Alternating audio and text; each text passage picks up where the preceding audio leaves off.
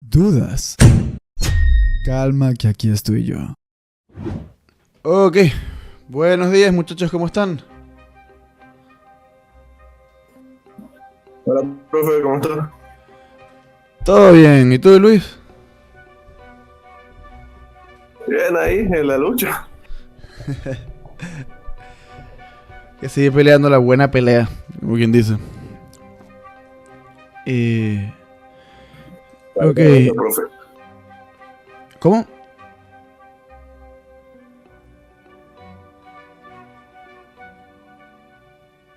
Fíjense, la clase de hoy, en principio es libre, sería únicamente para atender dudas del segundo examen. Que no sé si las hay, por así decirlo, pero sí, si las hay, sería bueno atenderlas.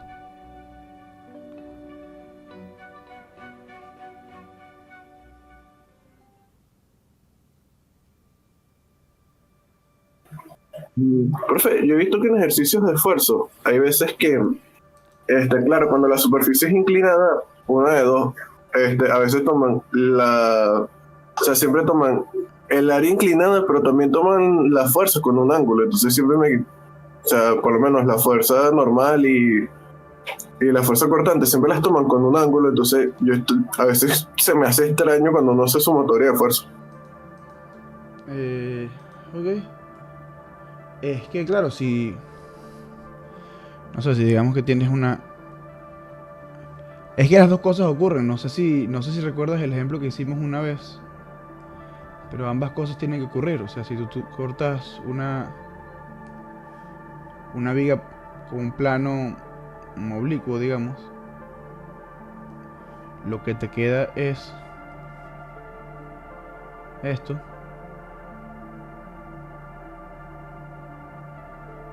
Una especie de trapecio, básicamente. Y esto se lo aproximó a un óvalo. Me encanta. Ok.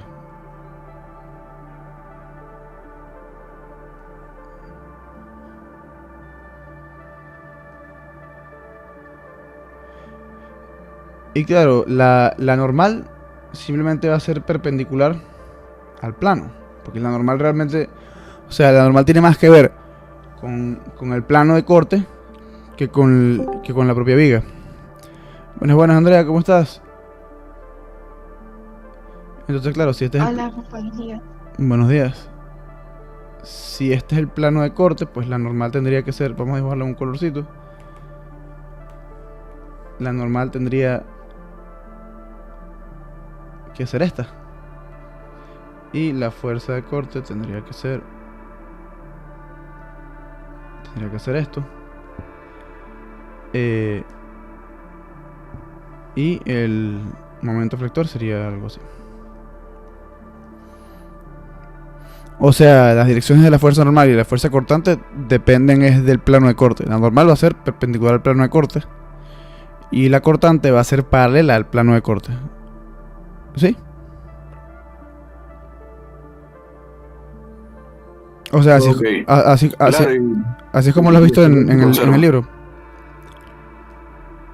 sí, lo he visto así, solo que a veces me deja como un pelo desencajado ahí, pero ya con eso ya entendí. Gracias, profe. A la orden. Y no, exacto. O sea, y es que son las dos cosas. O sea, por ejemplo, o sea, si hablamos del esfuerzo normal promedio, porque claro, al final, o sea, el esfuerzo normal promedio es la fuerza normal entre el área. Y claro, o sea, este esfuerzo normal es normal al plano de corte. Entonces esta normal también es normal al plano de corte. En otras palabras, o sea, este sigma y esta normal siempre son paralelos. Y esta área siempre es perpendicular a la normal. Entonces por ahí lo tienes. Ambas cosas se ven alteradas. Y bueno, es lo que comento, que cuando ya, por ejemplo, este es cuando este es tu plano de corte, usualmente lo que te conviene es hacer sumatoria de fuerzas normales y sumatoria de fuerzas cortantes. O sea que estos van a ser tus ejes. Entonces, claro, si hay alguna otra fuerza por acá, tú la descompones según el ángulo del plano de corte, que deberías conocerlo, usualmente te van a dar algún dato, o en el problema te lo pueden decir. Porque esa es la otra, el ángulo con el plano de corte usualmente no necesariamente te lo tengo que decir. Si el ángulo, si el plano de corte, o sea, si ese ángulo se puede hallar con datos geométricos del problema, estás perfecto, estás bien. Entonces, claro, usualmente si se da el dato del ángulo, o sea, si es necesario darlo porque no hay datos geométricos mediante los cuales se pueda sacar el ángulo de inclinación del plano con respecto a la vertical o con respecto a la horizontal, pues ese dato lo tendría que dar el profesor. Pero hay problemas en los que ese dato se puede sacar por cuestiones geométricas. Entonces, claro, aquí es lo que tú tienes que hacer de proyectar la fuerza que tengas. O sea, por ejemplo, si el sistema originalmente de este lado está sometido a digamos, una fuerza vertical, esta fuerza vertical hay que seguir el protocolo, pues, de trazas tus ejes cartesianos originales, horizontal y vertical, trazas tu eje, esto sería X, esto sería Y,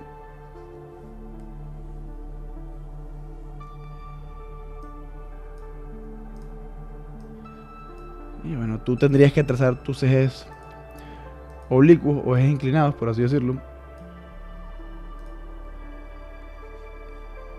Entonces, claro, esto sería, en este contexto, por ejemplo, esto sería el eje normal. Y esto sería el eje de corte. Entonces, claro, a lo mejor sería conveniente que los ejes inclinados les ponga otro colorcito para que se entienda qué está ocurriendo.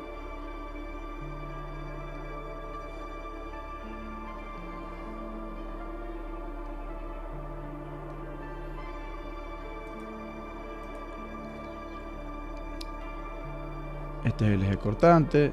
Y claro, el ángulo θ se formaría entre el eje vertical y el eje cortante. Este es el eje vertical, este es el eje cortante. Entonces el ángulo θ, mediante el cual yo te estoy indicando la inclinación del plano inclinado, del plano de corte, estaría acá, estaría acá, estaría acá y estaría acá. Y la fuerza que yo necesito proyectar, imagínense la fuerza externa que está aplicada en la porción izquierda del cuerpo, por ejemplo, está acá. Esta es la... Vamos a dibujarla en exactamente el mismo color para que no haya ambigüedad. Esto aquí sería la fuerza F, y esta fuerza F va a tener una proyección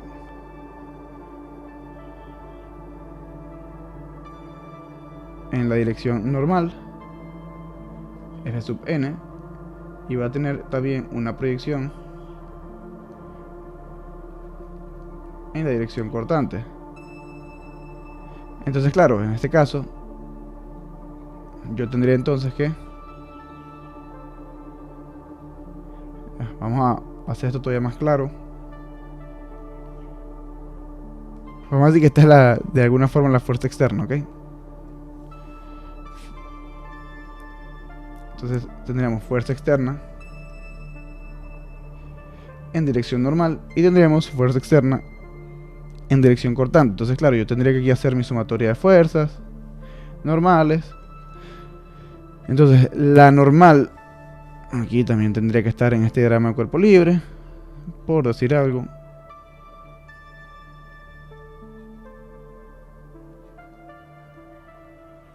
Entonces, en la dirección normal tendría la normal menos, porque claro, aquí la proyección de la fuerza cortante es así, la proyección de la fuerza normal es así, o sea, de la componente normal es así, o sea, apunta en sentido contrario al eje normal positivo. Entonces tendrías, según este diagrama de cuerpo libre, n menos f sub e en dirección normal. Y claro, aquí f sub e en dirección normal es el cateto opuesto al ángulo θ. Entonces esto sería f sub e por seno de θ. Esto sería igual a 0. Y acá, por supuesto, tendría fuerza cortante menos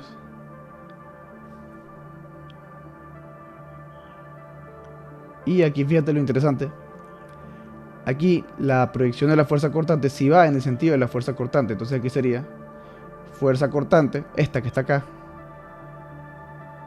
más esta componente cortante de la fuerza externa, Fe por coseno de θ. Esto sería igual a 0. Y claro, si a mí me dicen el área transversal, de esta viga, de esta barra o lo que sea, en principio, muchachos, esta área transversal está dada con respecto a un plano perpendicular al eje de la barra. Yo tendría que sacar es el área oblicua, por así decirlo. A mí me interesa es el área oblicua. Entonces sigma en realidad, esto sería aquí área oblicua, por así decirlo.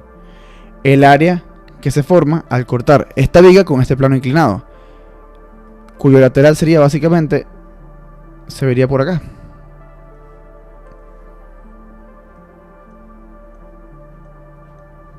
Esa sería el área oblicua vista lateralmente. Entonces, muchachos, dicho eso,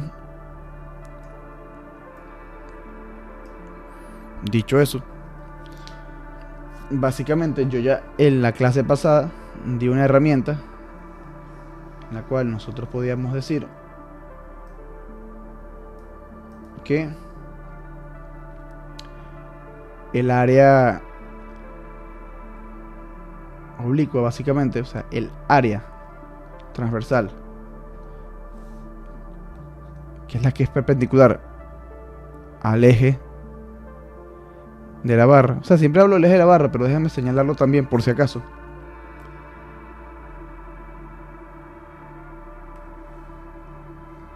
Vamos a poner esto un poquito más, tal que el punto de corte entre ambos planos sea en el centro de la... Ajá, entonces vamos a señalarlo mejor en verde.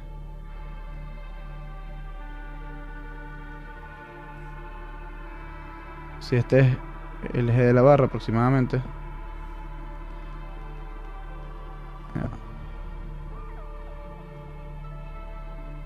si este es el eje de la barra, pues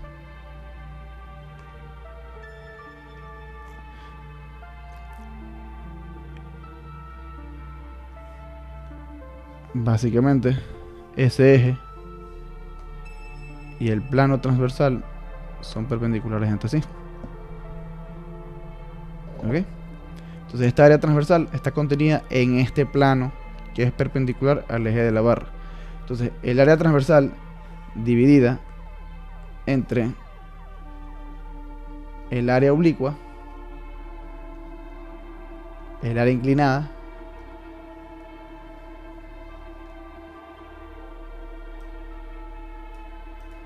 es igual a coseno del ángulo que forman ambos planos.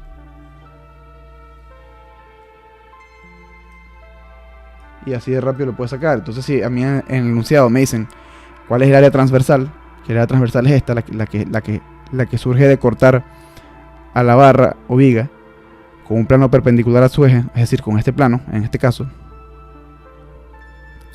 Si a mí me dan el área transversal y de alguna forma conozco este ángulo, ya sea porque me lo dieron en el problema o la geometría del problema me permitía calcularlo,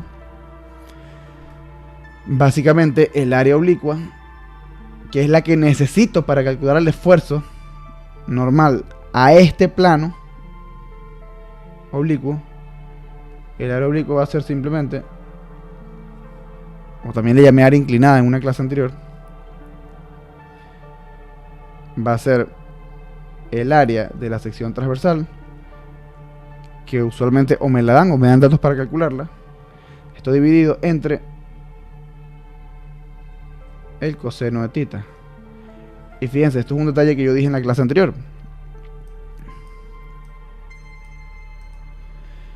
Como el coseno de tita es menor o igual que 1 en general, el área oblicua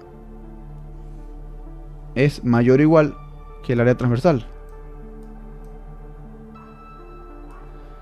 El área oblicua es mayor o igual que el área transversal. En otras palabras, cuando el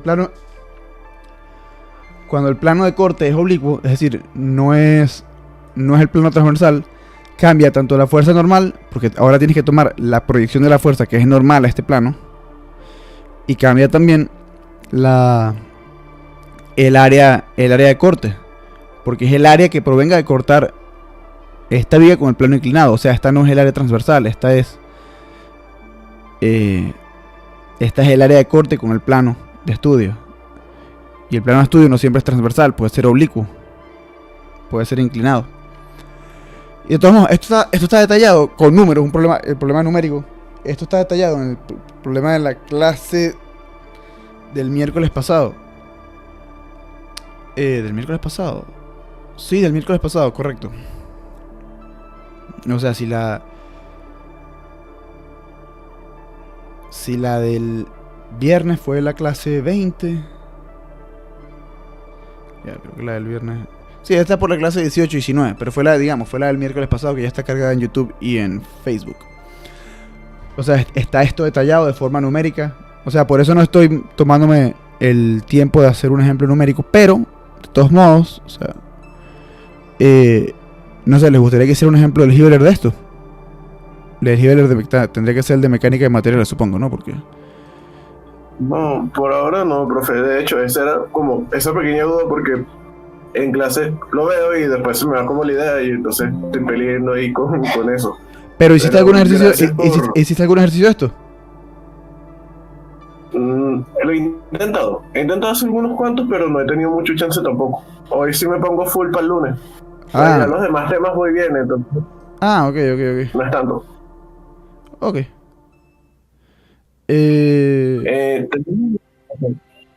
Yo sé que usted dijo que nos enfocáramos más en este tipo de problemas, pero de casualidad no podríamos hacer uno de matriz de esfuerzo. Ok. ¿Cuál que tienes en mente?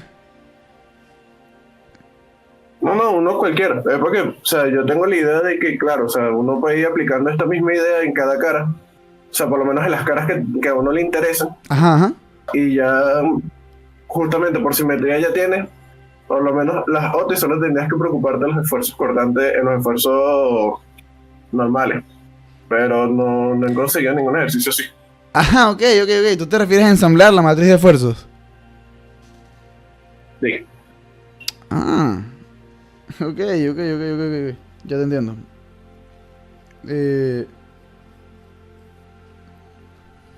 Bueno, en principio, por ejemplo, pasa que eso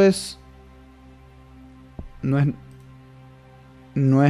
es inviable ni nada por el estilo, pero te voy a decir lo que puede pasar. O sea, porque en estos problemas no nos tomamos la molestia, entre comillas, no nos tomamos el trabajo de ensamblar el tensor de esfuerzos.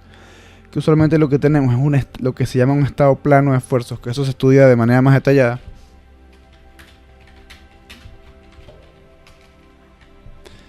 En mecánica de materiales 2. Pero vamos a hacer el pequeño bosquejo. No sé, imagínate que tenemos aquí una viga, ¿ok? Y claro, aquí sí vamos a dar del tensor de esfuerzos, es mucho otro óvalo, qué genial. Aquí sí vamos a hablar de el tensor de esfuerzos. Un triángulo rectángulo. Ok, me pregunto qué va a salir ahora. Déjame ver, voy a hacerlo lo mejor posible. Y vamos a ver qué forma me va a dar esto ahorita. Ah, ok, interesante. Ok, imagínense que tenemos esta viga, esta barra, lo que sea, que tiene, digamos, sus... No sé, está sometida a ciertas fuerzas externas que de alguna manera logramos calcular.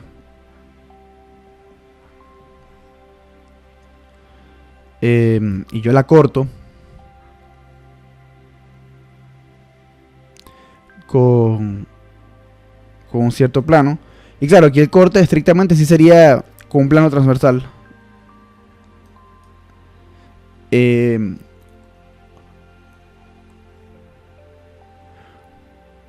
Por simplicidad, porque podría ser con un plano oblicuo, pero en realidad lo que quiero es tener algo notable. ¿A qué me refiero? Ya voy a decir a qué me refiero con esto. Estoy haciendo un corte. Y claro, esta línea a mí me da una línea fea, no es una línea recta.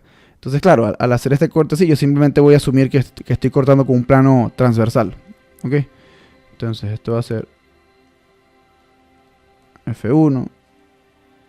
Esto va a ser F2. Y aquí nosotros ponemos nuestras fuerzas internas provenientes del corte. Aquí pondrías la normal. Aquí pondrías la cortante. Aquí pondrías el momento. Y básicamente lo que nosotros estamos diciendo es que, o sea, en todo caso, Luis, lo que nosotros podemos plantear es, mira, dime cuál es el estado de esfuerzo en este punto, por ejemplo. Entonces, claro, primero vamos a partir de lo que sabemos. ¿Ok? Que el estado de esfuerzo en general viene dado como sigma XX, sigma XY, sigma XZ. Entonces esto sería sigma YX, sigma YY. Esto sería sigma YZ y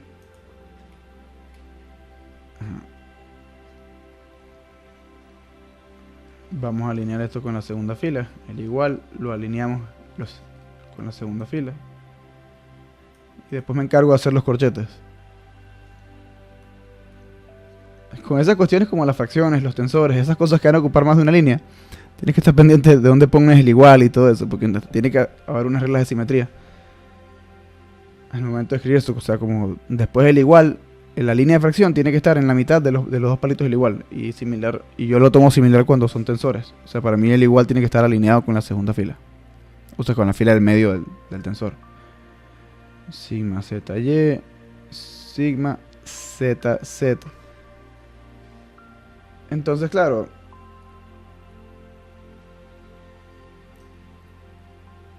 en este caso, cuando tenemos un problema plano, todo lo que involucra a sigma, a que tenga una Z, nosotros lo obviamos, porque hay una cuestión de simetría, por simetría, porque es algo que es parte de las premisas de mecánica de materiales 1, cuando estamos en esta etapa, cuando estamos trabajando con problemas planos. En problemas planos es asumida simetría, por lo que descartamos cualquier esfuerzo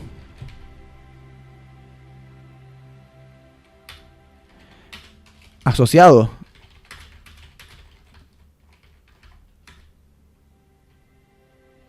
con la dirección Z.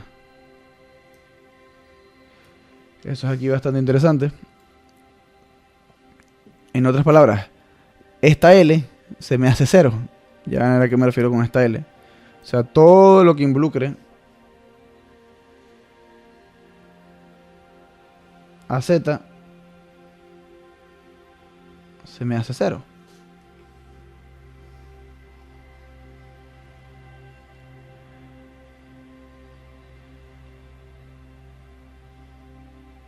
Entonces,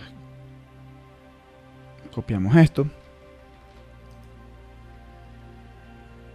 Decimos sigma XZ es igual a sigma YZ igual a sigma ZZ igual a sigma ZX igual a sigma ZY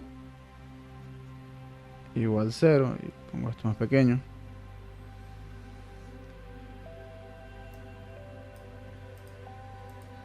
Entonces,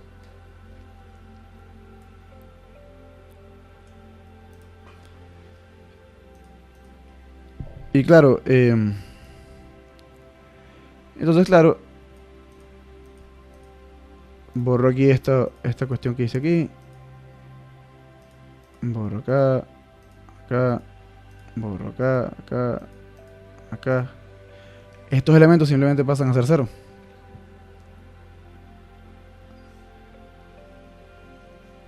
Y esto es simplemente un estado plano de esfuerzos.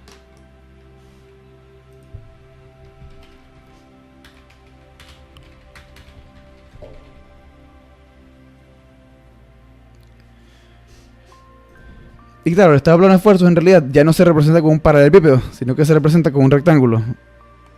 Entonces nosotros tomamos de aquí, del punto central de la cara que estamos estudiando, nosotros podemos trazar un paralelepípedo, o sea, un paralelepípedo no, un rectángulo.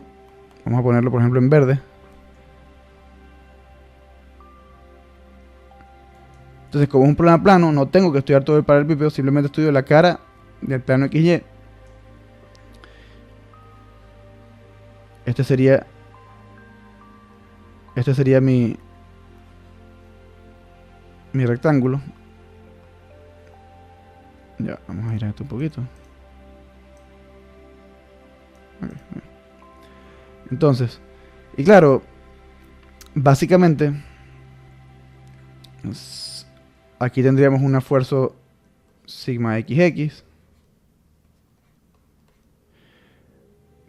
Porque claro, si este es o sea, digamos, no puse los ejes, pero si este es el eje,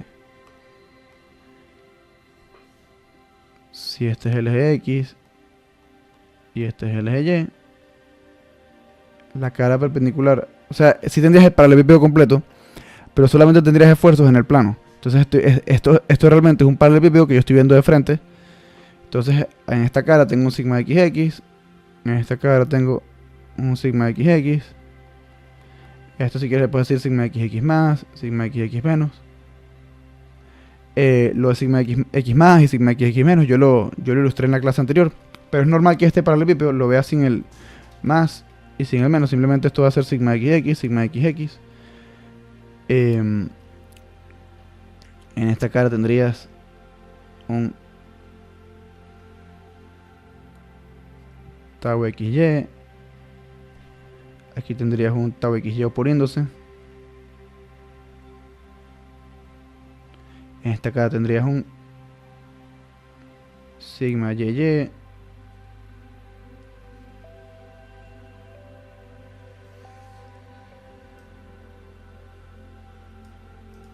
Aquí también tendrías un sigma YY.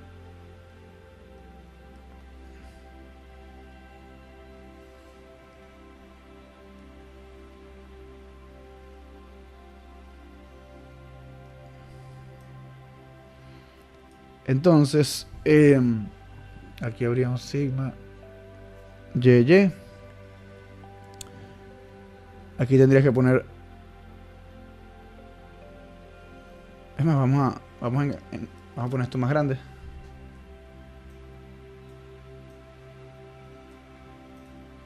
Aquí tú tendrías que poner también un... Vamos a... Esta flecha vamos a poner un poquito más pequeña. Esto sería tau XY. Aquí tendrías tau YX.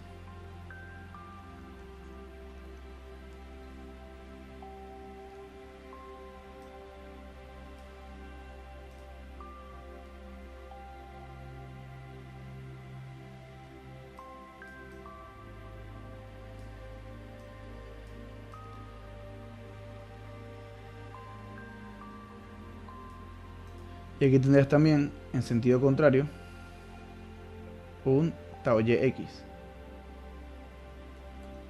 Entonces, claro, en lugar de estudiar las 6 caras del paralelepípedo de esfuerzo, estudias solamente 4 caras del paralelepípedo de esfuerzo. Sobre la cara frontal y sobre la cara trasera no hay esfuerzos porque es un problema plano. Vas a tener un estado plano de esfuerzos. Cuando tienes un estado plano de esfuerzos, te refieres a que solamente tienes elementos asociados a 2 de las direcciones. Todos los elementos asociados a Z van a ser 0. Entonces, claro, en principio, los elementos ZZ, ZX y ZY que son normales a las caras en Z, o sea, que no son normales las caras en Z, pero que actúan sobre las caras en Z, van a ser 0. Y por simetría, sigma XZ y sigma YZ también son 0. Cualquier elemento o que bien actúe sobre una cara cuya normal es Z, o que bien actúe en la dirección Z, va a ser 0 por ser un problema plano. Y claro, ya luego, por simetría de las fuerzas y todo esto, esto aquí sería sigma YY. Esto sería sigma XX, porque es normal a la cara, es perpendicular a la cara cuya normal es X. Esto sería sigma YY, por la cuestión que dije de que la normal a esta cara apunta en Y, y este esfuerzo apunta en Y, entonces sigma Y. Este es un esfuerzo cortante que actúa sobre la cara en Y, entonces tau YX, porque actúa en X, pero es normal la perpendicular a esta cara sobre la que actúa es Y. Y así. Entonces, básicamente estos serían los únicos 4 elementos que aparecen, se manifiestan. Este se manifiesta en 2 de las caras del paralelepípedo. Esto sería sigma XX más, esto sería sigma XX menos, pero ya después de la ilustración inicial ya no se hace esa distinción. Entonces, usualmente el mismo sigma que denotas aquí es este mismo sigma acá. Pero nosotros ya tenemos el conocimiento de que en la práctica, en teoría, estos dos sigmas son un poquito distintos. Tienen una diferencia infinitesimal porque están separados por una distancia horizontal infinitesimal. Y lo mismo acá, esto debería ser sigma YY más, o sea, perdón, esto debería ser sigma YY más, porque apunta en sentido positivo. Esto debería ser sigma YY menos, porque apunta en sentido negativo. Y entre ellos hay una diferencia infinitesimal. Ahora, en la práctica, muchachos, al final,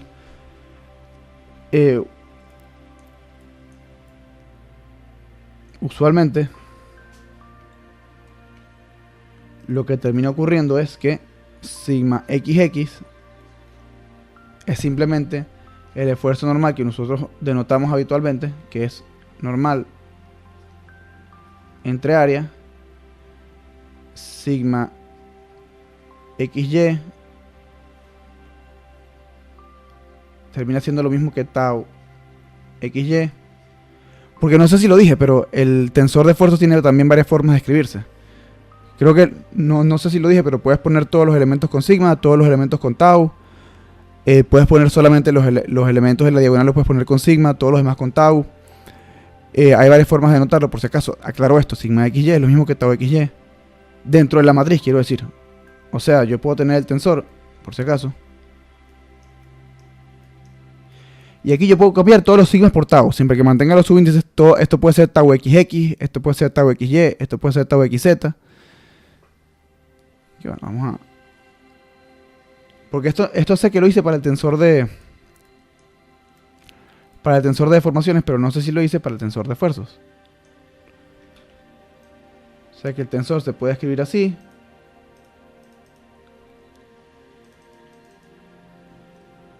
Se puede escribir también así. Voy a borrar algunas cositas.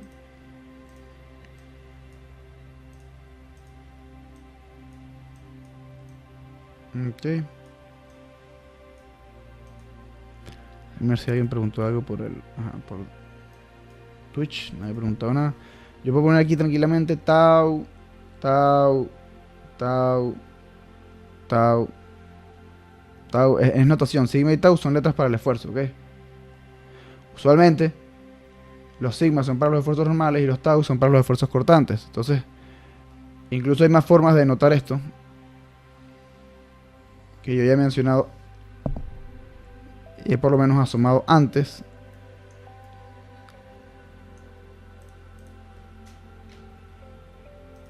Entonces,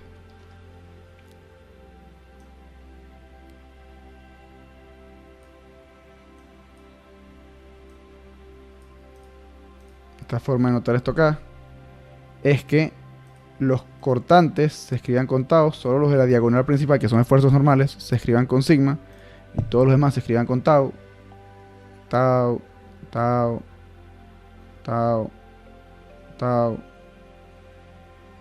tau, tau. Y fíjense como sigma XX se puede escribir como sigma X cuando los dos subíndices son el mismo. Puedes tener un solo subíndice, sigma ZZ es sigma Z. La cuarta forma de expresar esto, muchachos, es la siguiente.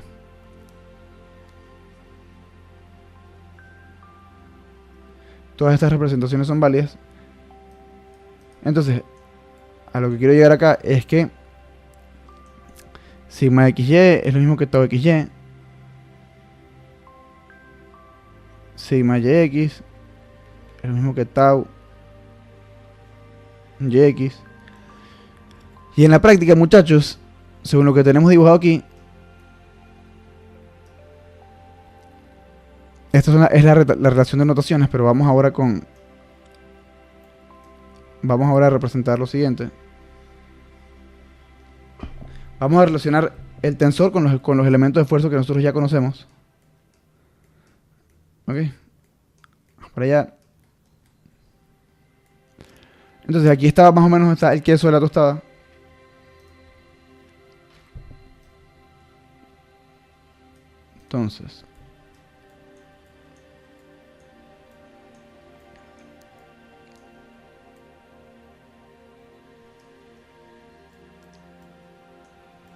Entonces, vamos aquí a copiar esto también.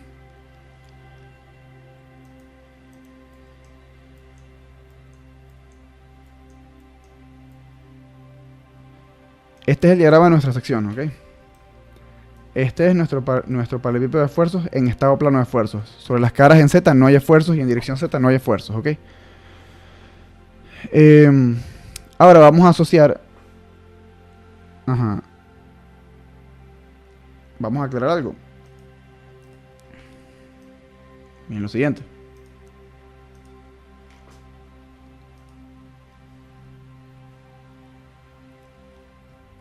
Ahora vamos a dibujar aquí los esfuerzos que aparecen.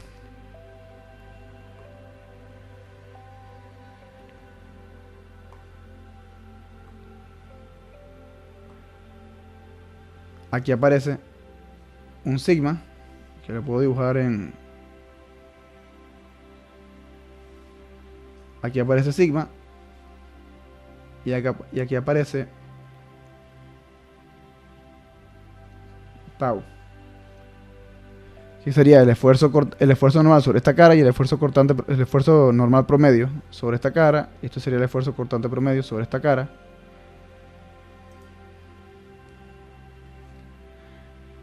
Entonces miren qué interesante.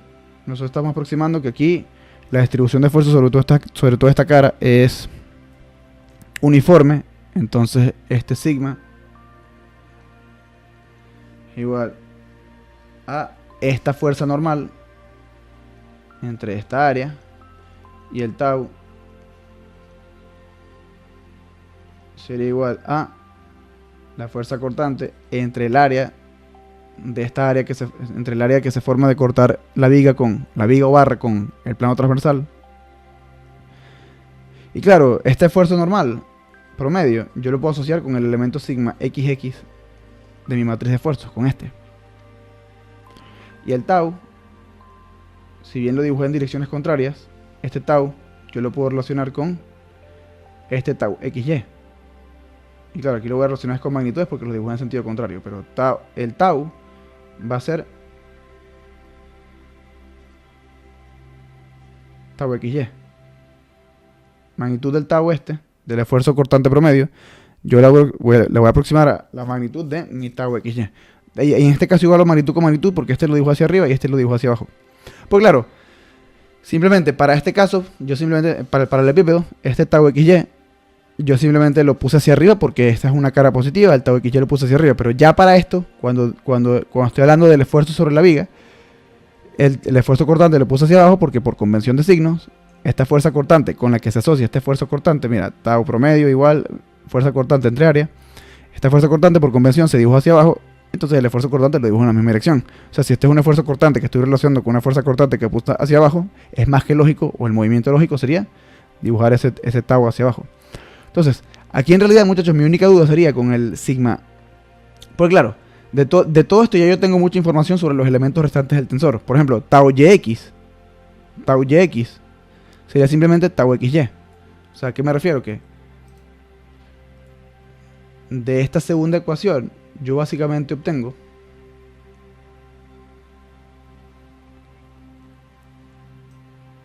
lo siguiente, que tau yx tiene que ser también igual en magnitud al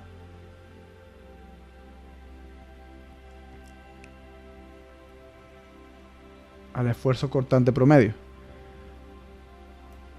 Y claro, la única duda quedaría con sigma yy.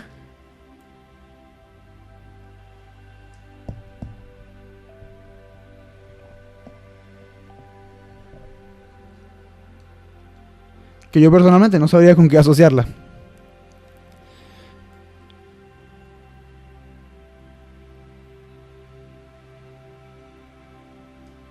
Entonces, o bien nuestro tensor queda así,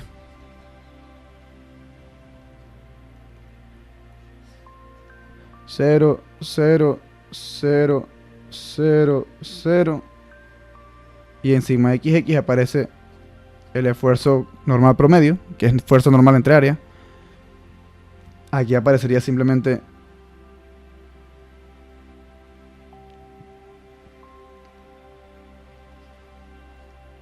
menos tau. Aquí aparecería menos tau. Y de nuevo, pongo el menos porque este lo puse a apuntar hacia arriba y este lo puse a apuntar hacia abajo. Eso es todo. Y claro, aquí quedaría sigma yy, que honestamente yo no sabría con qué asociarlo de buenas a primeras. Puede que sea cero, pero hasta ahí actualmente yo no llegaría realmente. Ok, entonces el tensor de esfuerzo se vería como algo así. Puede ser que por simetría puedes decir que este sigma yy es cero o algo por el estilo, pero en principio sería algo así. O sea, el tensor de esfuerzo sería algo así. Todos los elementos asociados a z serían cero, ya sea por dirección del esfuerzo propiamente o por dirección normal de la cara sobre la que actúa ese esfuerzo. Todos estos serían cero, sería un estado plano de esfuerzos. El esfuerzo sigma xx sería simplemente el esfuerzo normal promedio, lo aproximamos como el esfuerzo normal promedio, y los esfuerzos cortantes simplemente se asociarían al tau, al cortante promedio. Y el menos no es algo por lo que hay que preocuparse. O sea, yo lo digo por convención únicamente, porque este lo dijo hacia arriba y este lo dijo hacia abajo. Y bueno, la única gran incógnita de efectos de MK1 sería este sigma yy. ¿Y por qué digo que eso sería incógnita? Porque el mismo profesor no tiene claro cómo hacer esto. Bueno, porque en realidad esto de tensor de esfuerzos estudiado de esta manera, muchachos, a este nivel, es más MK2 que MK1. O sea, MK1, lo primordial es lo que está en la primera pizarra que estudiamos. Esto. En las primeras dos pizarras. O en la primera pizarra, esto. Directamente esto es lo que nos interesa. Más allá de eso, usar propiamente el tensor de esfuerzos en un ejercicio, usarlo en un ejercicio, ya es más MK2. Ok, entonces, en principio preocúpense mayormente por esto. Si aparece alguna pregunta de tensor de esfuerzo en el examen, tendría que ser algo teórico o algo práctico, pero muy muy sencillo. Porque fíjense, si ni yo actualmente sé manejarme con el sigma yy, que podría ser algo sumamente sencillo. O sea, podría ser algo sumamente sencillo. Yo me inclinaría a decir que es cero. Porque realmente yo personalmente me inclinaría a decir que es cero, porque básicamente todo el efecto de la fuerza cortante se lo está tragando este esfuerzo cortante aquí, tau xy. Entonces yo me inclinaría a modelar que sigma yy simplemente es cero. Entonces probablemente este sigma yy simplemente sea cero y me quede simplemente este tensor con sigma menos tau acá y menos tau acá y listo. Pero fíjense que, o sea, que ni siquiera lo asevero, porque eso es más MK2. Pero no, si tuviera, o sea, si me apuntaran con una pistola a la cabeza, diría, ajá, ¿cómo modelar esto este sigma yy si estuvieras obligado a responder? Diría que cero. Lo tomaría como cero y diría que los efectos de las fuerzas cortantes, de las fuerzas verticales, se los están comiendo los esfuerzos cortantes, por así decirlo.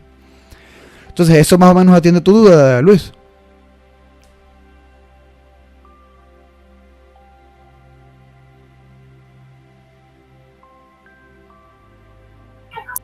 Sí, profe, muchas gracias.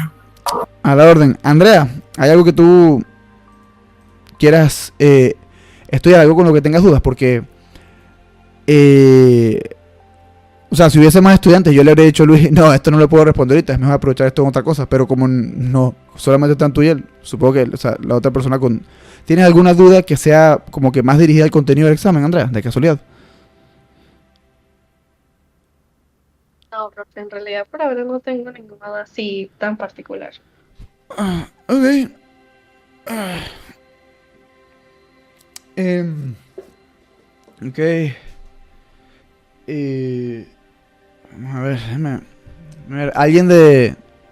Si alguien en Discord, no sé si alguien en Discord... En Discord no, perdón, en Discord es donde estamos en chat. En Twitch, ¿alguien en Twitch de casualidad tiene alguna duda? ¿Alguien que solo esté en Twitch? ¿Tiene alguna duda?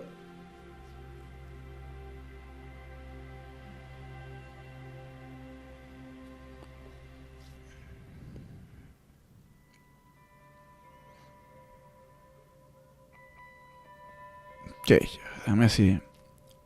Sí, o sea, me imaginaba que esto iba a pasar. Actualmente los... No sé si es la... Supongo que es la situación... La situación de la universidad que actualmente...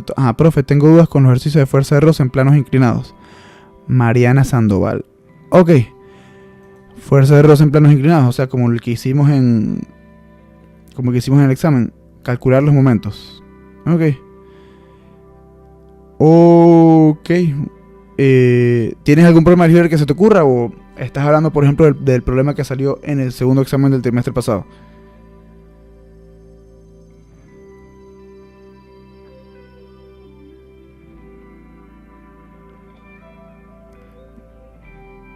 A ver, de todos modos voy abriendo el Hibbeler para cuando Mariana responda. Vamos a abrir el Hibbeler de estática.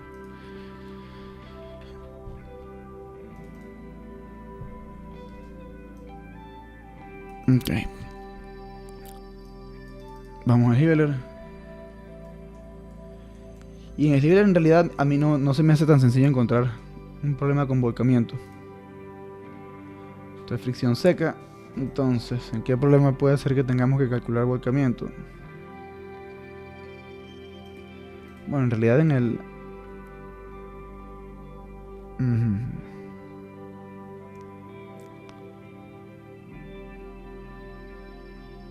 Pero el problema parece el pasado. Bueno, si es así... Ok, ya va. Mariana, ¿de casualidad viste la clase del... anterior? La clase anterior a esta ya la viste, Mariana. Porque justamente en esa clase... no te preocupes. No te preocupes. Yo me imagino que son... Que tardan en llegar. Pero... Ajá. Vamos a revisitar... No fue la clase anterior. Fue la del... No, sí fue la anterior. A ver... Solución, examen parcial 2. Ok, me voy a parar acá para que Mariana me pueda comentar sus dudas en concreto. Mariana, no sé si tienes micrófono, a lo mejor te conviene un poquito más para que la comunicación sea más fluida, conectarte en Discord. O sea, por mi parte no hay problema si lo hacemos por Twitch, por mensajes escritos de Twitch, pero si de casualidad tienes el micrófono, que no te dé pena unirte al chat de voz de Discord. De hecho, el enlace para unirse al chat de voz de Discord, por si acaso no perteneces, está aquí en este mismo chat. Te lo mando, chat de voz de Discord. El enlace de invitación es este. Ajá. Ok, fíjate, Mariana, en esa clase anterior nosotros repasamos esto de la sumatoria de momentos. O sea, hicimos todo el problema, hicimos ese problema de roce del segundo parcial del trimestre anterior. Fíjate que aquí la clave únicamente es que nosotros usamos ejes inclinados. Entonces nosotros usamos ejes inclinados. Ok, en realidad tu pregunta es bastante buena en el sentido de que yo aquí calculé momentos. Y como usé ejes inclinados para la sumatoria de fuerzas, pues también en teoría tendría que apegarme a esos ejes inclinados para calcular momentos. Entonces, aquí la clave es que el peso es la única fuerza que no actúa directamente paralela a alguno de esos ejes inclinados. O sea, porque por ejemplo la normal, en este caso, actúa paralela al eje Y, al eje normal. La fuerza de roce actúa paralela al eje X, que es el eje tangencial. Entonces nosotros lo que hacemos es que las fuerzas que no actúen, o sea, si estoy diciendo que yo voy a usar este sistema, que en este caso me conviene, porque tengo dos fuerzas paralelas a mis ejes coordenados, a alguno de mis ejes coordenados y una que no es paralela a ninguno, pues descompongo esta en función de los ejes inclinados. Entonces hago lo que digo del método de la... Ah, ok, tu internet es algo... Dice Mariana que su internet es algo... O sea, sí está en el chat de Discord, pero que su internet es lento, entonces por eso no participa en el chat de voz. Está bien, perfecto, Mariana. Lo que hacemos es que simplemente es 2 contra 1. O sea, para estas dos fuerzas me convienen los ejes inclinados. Para esta fuerza me convendría usar ejes rectos, ejes X, Y, horizontal y vertical respectivamente. Entonces simplemente adapto esta fuerza vertical a estos ejes inclinados mediante el método de la cruz. Trazo lo que serían... Esto sería mi eje X. O sea, esto sería, mejor dicho, mi eje horizontal. Esto sería mi eje vertical. No es cortante, es vertical. Lo digo porque X e Y ya se los puse a este eje tangencial y a este eje normal respectivamente. Entonces nada, este eje es horizontal, este eje es vertical. Veo dónde se forma el ángulo θ porque fíjense, aquí este plano, esta cuña está inclinada a un ángulo θ. ¿Ok? Entonces ese ángulo θ se forma básicamente entre mi eje horizontal original y mi eje tangencial. Aquí se forma θ. Entonces, claro, cuando uso el método de la cruz, si tengo mis dos ejes coordenados, cada uno con sus semiejes positivos y sus semiejes negativos, básicamente el ángulo θ se va a formar en un espacio sí, en un espacio no, en un espacio sí, en un espacio no, en un espacio sí, en un espacio no, y en un espacio sí, en un espacio no. Entonces, esto me sirve porque básicamente así puedo escribir las componentes en la dirección normal y en la dirección tangencial del peso en función del ángulo θ. Entonces fíjate que aquí en la sumatoria de fuerzas aparece menos mg seno de θ en dirección X, porque claro, la dirección X es esta. Entonces aquí la proyección de esta fuerza del peso en la dirección X vendría dada según el cateto opuesto, entonces el seno de θ. El cateto opuesto θ, entonces esta componente se estudia con el seno de θ. En la sumatoria de fuerzas en Y, esta componente se estudia es con el cateto adyacente a θ. Entonces mg coseno de θ es lo que aparece en la sumatoria de fuerzas normales, en la sumatoria de fuerzas en Y. Y para el momento, el único gran detalle aquí sería, Mariana, que bajo esta misma referencia, básicamente el peso tendría dos componentes, una en dirección normal y otra en dirección tangencial. Entonces, claro,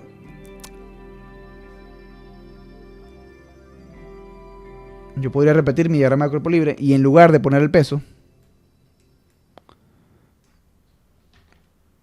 puedo hacer esto.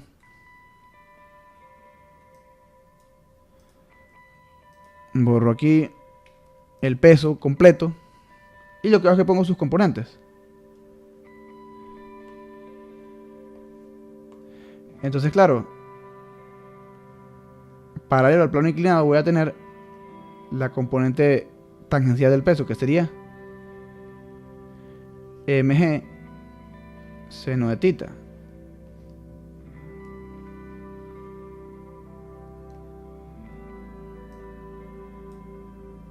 Ya, vamos a hacer una cosa. Voy a cortar por lo sano. mg seno de θ sería la componente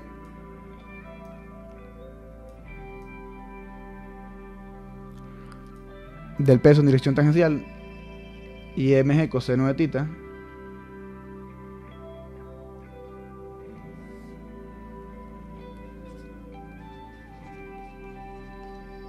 sería la componente normal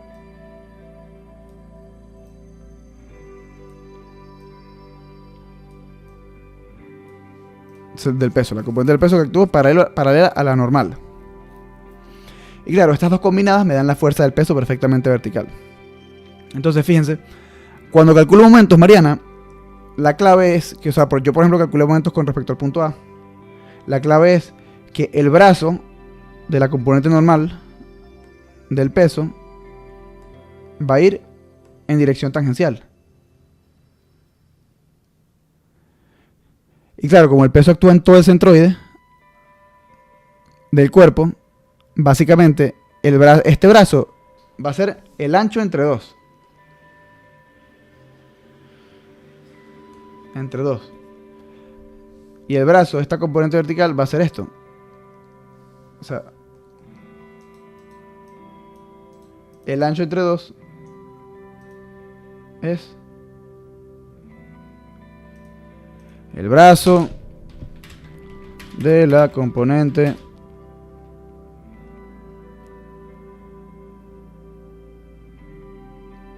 normal del peso respecto al punto A. Claro, ¿qué es eso del ancho? ¿Cuál es el ancho? El ancho es dado es 5 raíz de 3A. ¿Ok? Entonces, y bueno, para la componente horizontal, o sea, perdón, para la componente tangencial del peso, que es esta, el brazo tendría que ir en dirección normal. Entonces, el alto entre 2 sería básicamente el brazo de la componente tangencial del peso con respecto al punto A. ¿Y cuál es ese alto? Es dado en el problema. El alto es esto, es 15 veces A. La mitad del alto sería 7.5 A o 15 medios de A, que sería la distancia normal, la distancia en dirección normal entre el punto A, que es este, y el punto de aplicación del peso, que es este. Entonces, claro, esa es la única incógnita realmente, porque todo lo demás, o sea, si tomé un sistema de coordenadas inclinado, fíjate que el brazo de la normal, yo aquí puse una distancia X, por alguna razón la medí fue con el lado opuesto, pero fíjate que respecto al punto A, el brazo de la normal simplemente va a ser X menos el ancho total. Pero aquí no hay ningún problema, porque estos brazos van a estar, digamos, alineados con la dirección tangencial, porque esta es una normal. Su brazo tiene que ser tangencial, su brazo tiene que ser tangencial, y su brazo aquí directamente se ve que es esta distancia X, o sea, el ancho total menos esta distancia X. Y para la fuerza de roce, fíjate que el punto A es uno de los puntos de contacto entre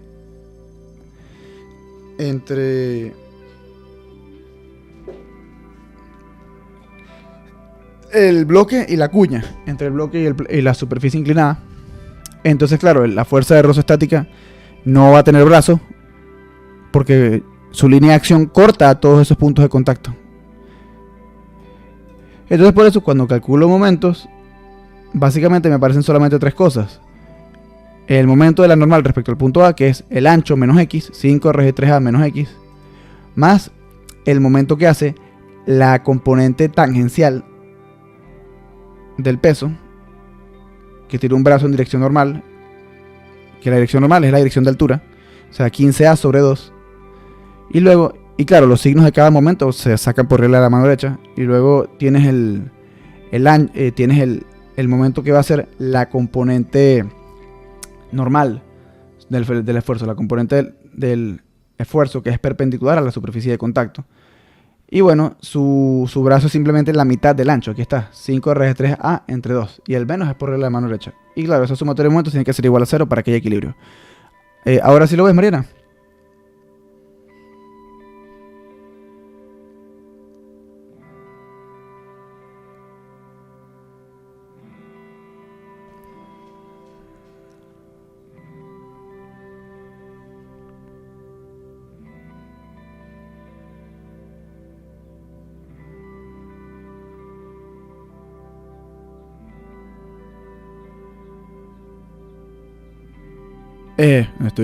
Estoy en silencio porque los mensajes de Marina tienen un poquito de delay. Entonces, vamos.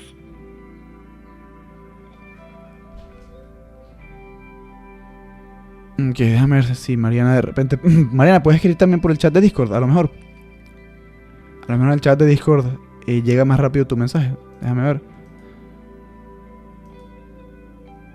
Vamos a ver. Ajá, aquí Mariana tiene una pregunta.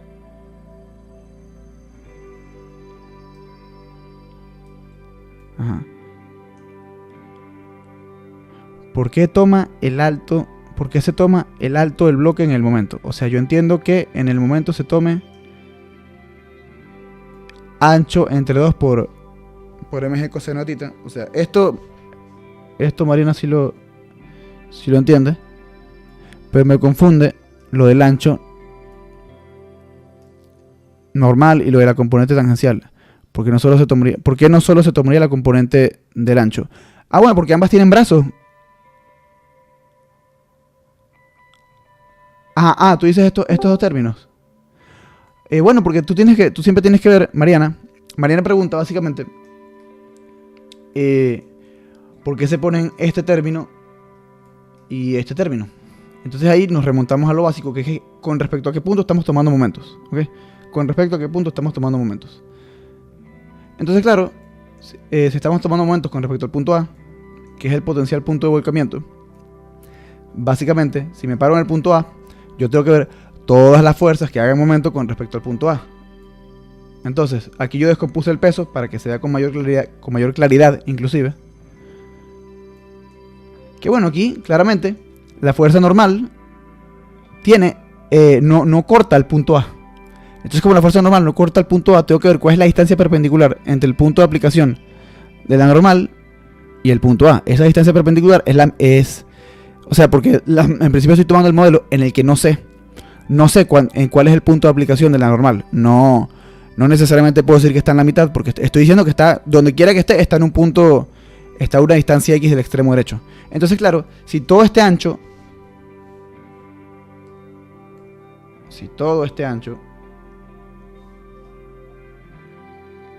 es 5 por raíz de 3 A,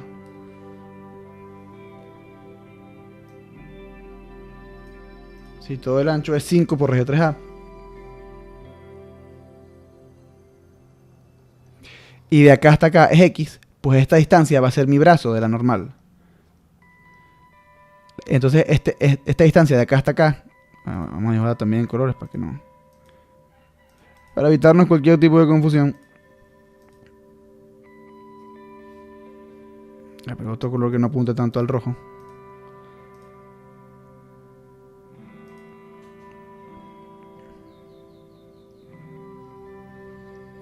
Este es el brazo de la normal y mide la totalidad de esto menos esta distancia X. Es una resta de distancias. Ahora, ¿por qué ambas componentes del peso hacen momento? Bueno, porque ninguna componente del peso corta el punto A. Si yo muevo esta componente del peso a lo largo de su línea de acción, la puedo situar aquí.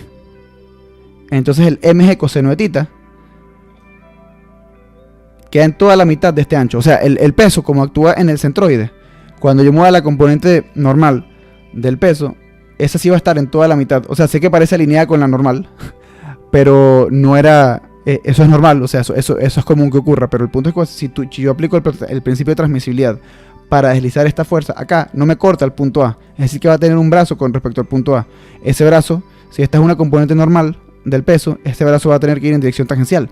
Y por tratarse del peso, actúa en el centroide. Entonces, cuando la mueva sobre esta línea, la línea de acción de esta componente del peso simplemente va a ser la línea que divide, la línea de altura que divide al bloque en la mitad.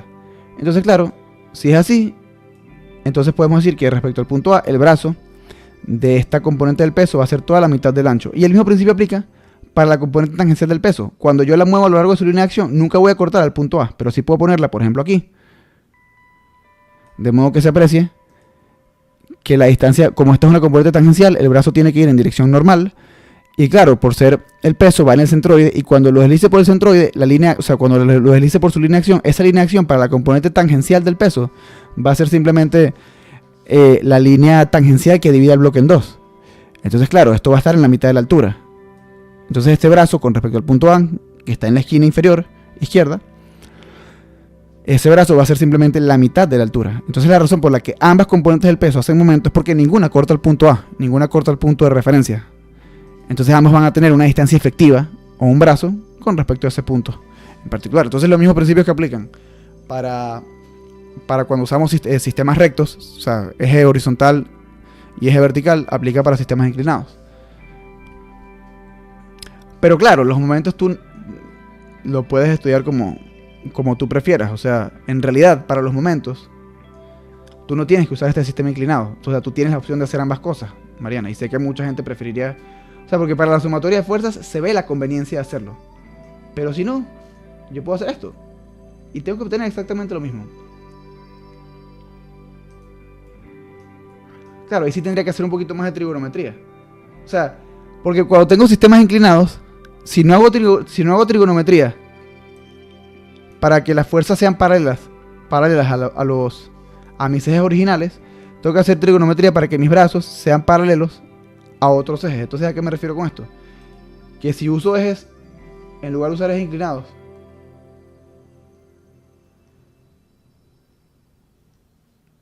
uso un eje horizontal y un eje vertical, igual voy a tener que hacer un procedimiento geométrico o trigonométrico un poco fastidioso, porque básicamente lo que va a ocurrir es que la normal, por ejemplo, va a tener dos componentes, una vertical y una horizontal. ¿Ok? Y ninguna corta el punto A. Entonces tendría que ver cuál es el brazo horizontal de la componente vertical de la normal, ver cuál es el brazo vertical de la componente horizontal de la normal, y así. Tendría que hacer... Y bueno, el brazo del peso sí se simplifica en ese caso.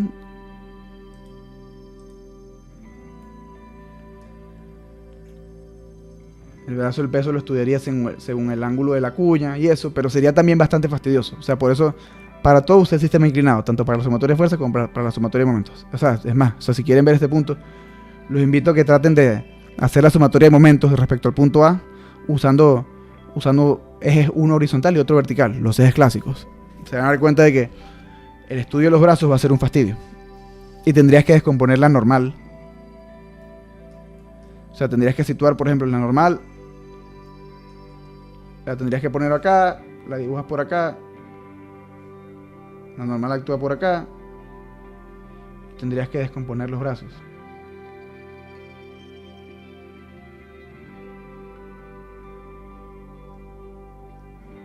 Aquí estaría normal, entonces se forma... Tendría que descomponerla en su componente vertical, que vendría dada con el coseno. Componente vertical de la normal, y la horizontal. La componente horizontal vendría dada con el seno y así. Pero, o sea, como quiera que lo pongas, cuando tienes ejes inclinados, usualmente vas a tener fuerzas que no van a ser paralelas a ninguno de esos ejes. Entonces, o bien vas a tener que proyectar las componentes de esa fuerza, o bien vas a tener que estudiar, proyectar los brazos de alguna fuerza para calcular momentos con respecto al sistema que te convenga. Pero bueno, eso es básicamente todo. Mariana dice que, o sea, que como que ya entendió, pero de todos modos pregunto, ¿se entiende esto? ¿Todos entienden esto? Voy a necesitar particularmente confirmación de Mariana, o sea, confirmación de que se entendió esto en su totalidad. Y bueno, los demás que están en, no sé si... Ok, si se entendió esto que dije.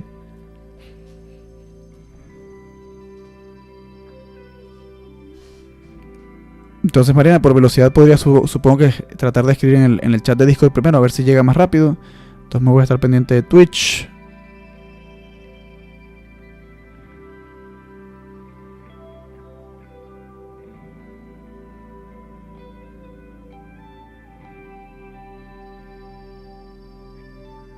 Mejor cambiar los ejes. ¿Te gusta más cambiar los ejes? Ok, bueno, perfecto, eso está bien.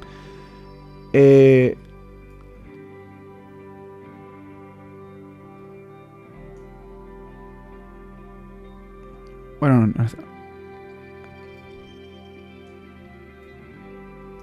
ok, buenísimo. Dice Mariana que se entiende. Entonces, muchachos, ¿alguien tiene alguna otra duda?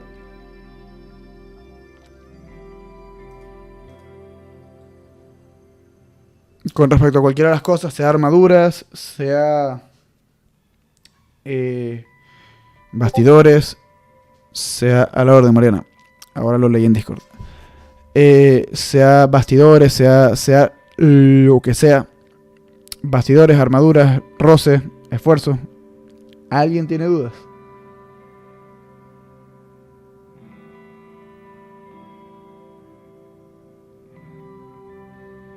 Por mi parte, ya no, profe. Ok. Andrea.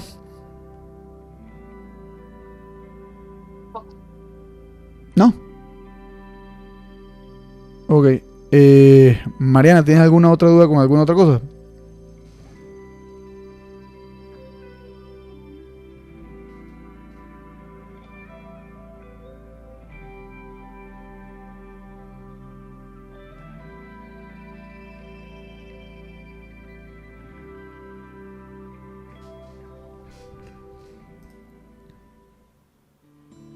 Mientras Mariana responde, muchachos, les voy a hacer una acotación. Muchachos, el primer parcial estuvo, no voy a decir que regalado, pero sí estuvo relativamente fácil con respecto a lo que se suele poner. O sea, como dije, este fue el primer parcial más sencillo que he puesto. O sea, no en lo absoluto el parcial más sencillo que he puesto nunca, sino, o sea, considerando los trimestres en los que los temas del primer parcial se dieron como se tenían que dar, que fueron enero-marzo el año pasado, septiembre-diciembre el año pasado y de esas, porque en abril-julio tuve que recortar temas porque no me dio tiempo de dar todos los temas del primer examen para el primer examen. Entonces, si se dan cuenta, en los parciales de abril-julio hay una alteración en los temas de los parciales 1 y 2. En algunos, dice María que no tiene más dudas. Bueno, el punto es que ese primer parcial, muchachos, estuvo inusualmente fácil. Porque el problema bidimensional no es que estaba fácil, pero el problema bidimensional estaba resuelto en el Drive. Y de hecho, en la clase anterior del examen, literalmente dice: ah, miren, sería bueno que le echara un ojo a este problema. Y lo estudié por encimita, porque creo que fue Luis el que me preguntó directamente por ese problema. Entonces, claro, eso hizo básicamente que estuviesen bastante advertidos para el examen. Pero también entiendo que hay mucha gente que no ve las clases. Pero bueno, eso es, o sea, no por sonar patán ni nada, pero eso es asunto de cada estudiante, pues si ven o no las clases. Pero lo que sí les puedo advertir, una advertencia sincera, muchachos, no es una amenaza ni nada por el estilo, es una advertencia sincera para que hagan énfasis, si les es posible, en estudiar para este examen. Es que este examen va a estar más complicado que el anterior. O sea, la dificultad relativa va a ser mayor. Creo que es el segundo parcial más difícil que he puesto. O sea, de todos, enero-marzo, septiembre-diciembre y ahorita este segundo, porque en septiembre-diciembre, si ven el parcial de septiembre-diciembre, el único problema difícil era, y difícil entre comillas, era el de roce. Pero aquí, como mínimo, los problemas de armaduras y de bastidores van a tener un nivel de exigencia un poco más alto. En concreto porque en uno de los dos hay una pregunta de esfuerzo, que eso usualmente no se hacía. Entonces, por eso, simplemente va a ser un parcial más exigente. No es un parcial específicamente malicioso, pero puedo entender que si alguien no estudió bien, puede pensar que el profesor hizo eso con malicia. Pero para nada, es más bien para hacer una evaluación robusta. Estoy viendo que Samuel Santoro se unió al chat de Discord. Samuel, ¿tienes alguna duda, alguna pregunta con respecto a cualquier cosa?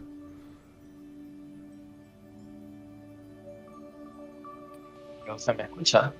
Te escucho, correcto. Fuerte y claro. A mí me surgió fue una duda con el ejercicio 683. Creo que era de bastidores, que nos mandaban a calcular las fuerzas, pero la estructura estaba en forma de arco. Ah, ok. Déjame ver si eso cambia en algo. 683 de la versión que está digitalizada, ¿no? Sí, la que usted pasó, bueno, la que está en el Drive. Sí, lo que pasa es que hay dos. Una que está digitalizada bonita, que es esta, y otra que está como escaneada, por así decirlo. O sea, a la que no le puedes hacer control F si quieres buscar términos clave. Entonces voy a... Es una que es la que dice el Hiveler.pdf, porque la otra me costó, la que está escaneada, sí me costó abrirla. Sí, porque esta creo que se abre con Deja Vu. O sea, se tiene que abrir con un programa de Deja Vu específico, que creo que eso lo dije en su momento. El PDF, la más bonitica, sí fue la que me abrió. 683, ok, estoy buscando. Ok, no he llegado, ya, ok, creo que ya... La página se me... Ah, no, aquí está, perfecto. Ok, este es el problema que dice Samuel. Determine las componentes horizontal y vertical de reacción que ejercen los pasadores A y C sobre el arco de dos elementos. el arco de 2 elementos. Ah, de 2 elementos porque hay 2 arcos. O sea, tienes un cuarto de circunferencia aquí, desde A hasta B, articulado con otro cuarto de circunferencia de la misma circunferencia, de B hasta C. Por eso dicen 2 elementos. Y cuando me dicen las componentes de reacción vertical y horizontal que ejercen los pasadores, es por esto. Porque realmente esta fuerza de 2 kilonewtons y esta fuerza de 1.5 kilonewtons, A y C, ok, son estos. Claro, básicamente me piden las reacciones en los soportes. Entonces vamos a copiar esto para la pizarra libre que teníamos para la clase libre. Por cierto, muchachos, esta clase no va a estar en la secuencia de clases que hemos planteado hasta ahora. Esto simplemente va a estar como clase libre. Clase libre del segundo examen en enero marzo de 2025. Porque claro, en teoría mi idea en realidad es no dar esta materia el trimestre que viene. O sea, seguir siendo el profesor de mecánica de materiales 1, pero que sea asíncrono, como fue en septiembre y diciembre. Porque, bueno, si ya las clases, o sea, el gran problema que yo tenía, la razón por la que me dio cosita porque en septiembre y diciembre la materia básicamente fue asíncrona. O sea, simplemente en el drive estaban las clases de abril-julio del año pasado. Los muchachos de septiembre y diciembre las veían de ahí. Pero lo que me daba cosita era que algunas clases eran muy largas. El contenido no estaba adaptado al tiempo de 2 horas que tiene que durar cada clase. Entonces, bueno, por eso es que me animé ahorita a hacer esto. Hacer una pequeña mejora de lo que ya habíamos hecho. Hacer un poquito más de planificación, que las clases duren 2 horas. Hasta ahora vamos excelente. Me preocupa un poco para el tercer examen, porque el contenido del tercer examen puede ser un poquito denso. Pero confío en que vamos a poder resolver como siempre. Entonces, claro, mi idea es realmente tener, o sea, a partir de ahora, tener solamente una clase por cada examen con cada curso. O sea, para el primer examen vemos simplemente una clase antes del primer examen.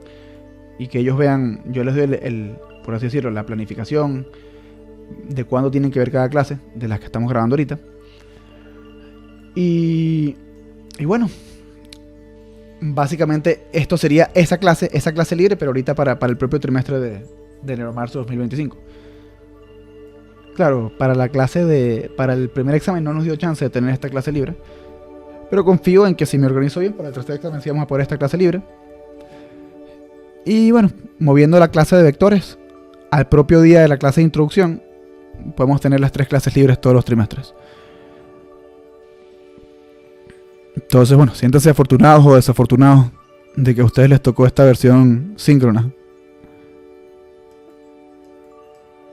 Ok, entonces vamos a copiar el enunciado por acá.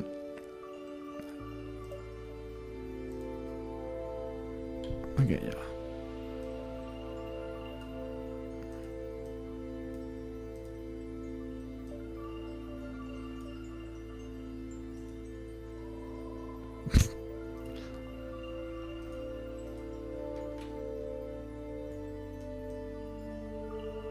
Entonces,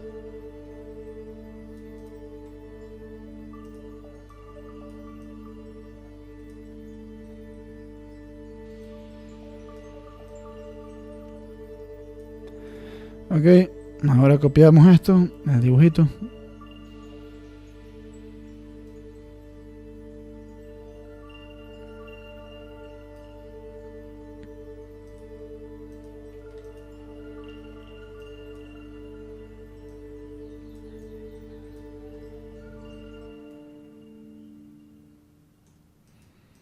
Entonces,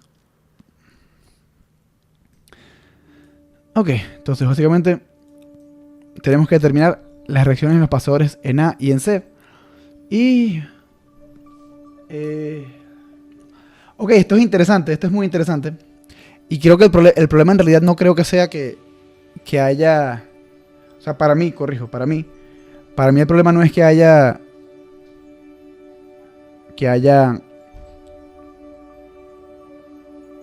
que esto sea circular. Porque claro, el hecho de que sea circular puede generar ciertos problemas al momento de ubicar las fuerzas, pero en realidad aquí ya supongo que el mayor problema podría ser que, mira, ¿cuál es el brazo horizontal de esta fuerza? Es 0.5 y el brazo vertical de esta es 1.5. No, aquí creo que no influye. O sea, Samuel, es un buen problema, es interesante, pero creo que el hecho, salvo que no haya entendido algo que hayas dicho, creo que el hecho de que los elementos sean arqueados, por así decirlo, creo que no influyen en absolutamente nada, creo. Entonces, de todos modos, vamos a hacer nuestro diagrama de cuerpo libre inicial del sistema completo. Y este es el tipo de problema, muchachos, que en principio va a aparecer ser, o sea, va a aparentar ser hiperestático, pero no creo que lo sea. Creo que va a ser isostático porque tenemos dos cuerpos rígidos y un pasador. Entonces, en principio vamos a tener 3 ecuaciones para este, 3 ecuaciones para este, 2 ecuaciones para este, son 8. Aquí aparecen 2 incógnitas, aquí aparecen 2 incógnitas y en este pasador aparecen 4. 8 ecuaciones versus 8 incógnitas. Digo que 8 porque 2 por cada pasador, pero sí, este problema va a ser isostático. O sea, número de grados de libertad igual 8 menos 8 igual 0, grados de libertad resultantes. Este análisis lo hago rápido porque no es necesario hacerlo. O sea, yo lo hago para las clases, lo estoy haciendo ahorita por consistencia, pero digo 8 menos 8, 3 de este, 3 grados de libertad de este, 3 grados de libertad de este, 2 grados de libertad del pasador, 8. 2 reacciones acá, 2 reacciones acá y 4 en este, porque 4 en este pasador porque tiene 2 puntos de contacto del sistema. Uno de este elemento y otro de este elemento. Hay 4 reacciones en el pasador en principio. Entonces vamos a lo claro. Vamos a hacer el diagrama de cuerpo libre del sistema completo. A ver si hay algo que pueda hacer. Y si no, nos ponemos a llorar. No pasa nada, muchachos. No pasa absolutamente nada.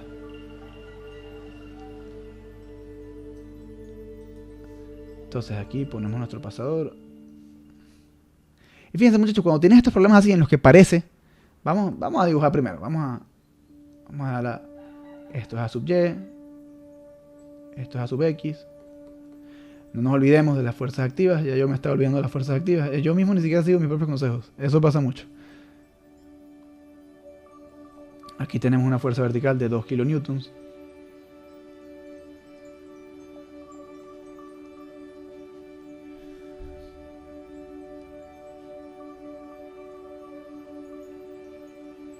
B sub Y. Aquí tenemos aquí una fuerza de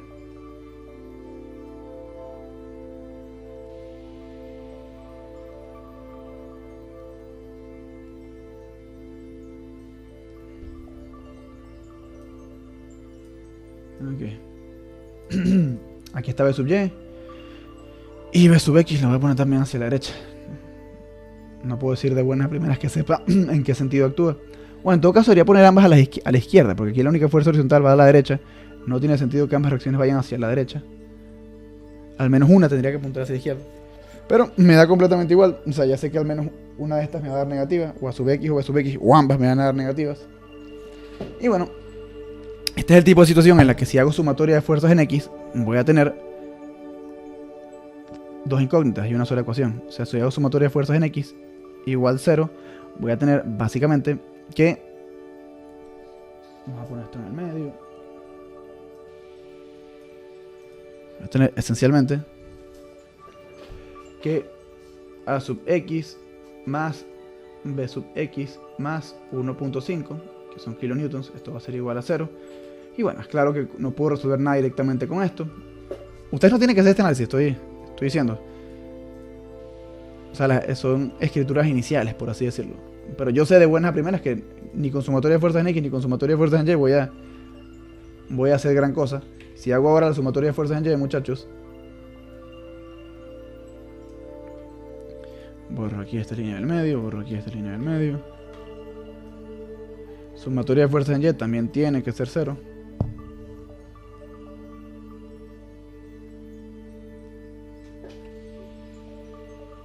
Esto tiene que ser Y. Poder borrar los subíndices manualmente, pero...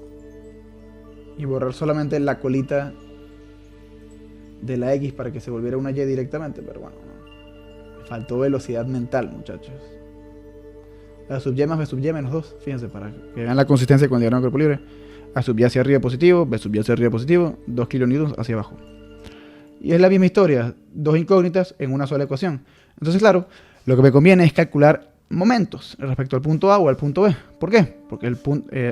perdón, muchachos, ya, esto es... Qué triste, no, esto es C. Esto de acá es C. Entonces... Esto lo tengo que borrar aquí. Esto es C sub Y, esto es C sub X, entonces esto va a ser aquí C sub X, la misma historia aquí.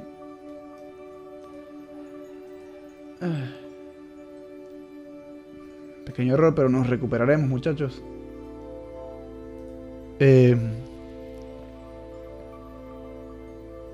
Entonces,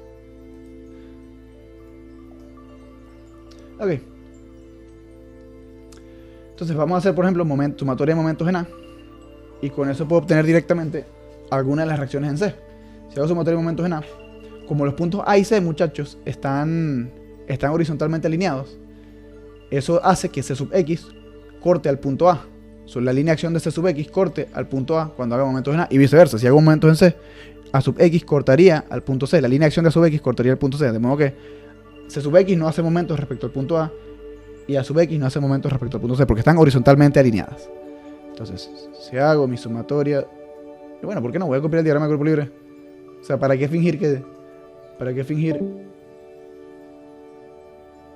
que tengo la destreza mental para hacer esto sin ver el dibujo? Si no, o sea, no tengo que hacer... Si puedo hacerlo fácil, lo hago fácil.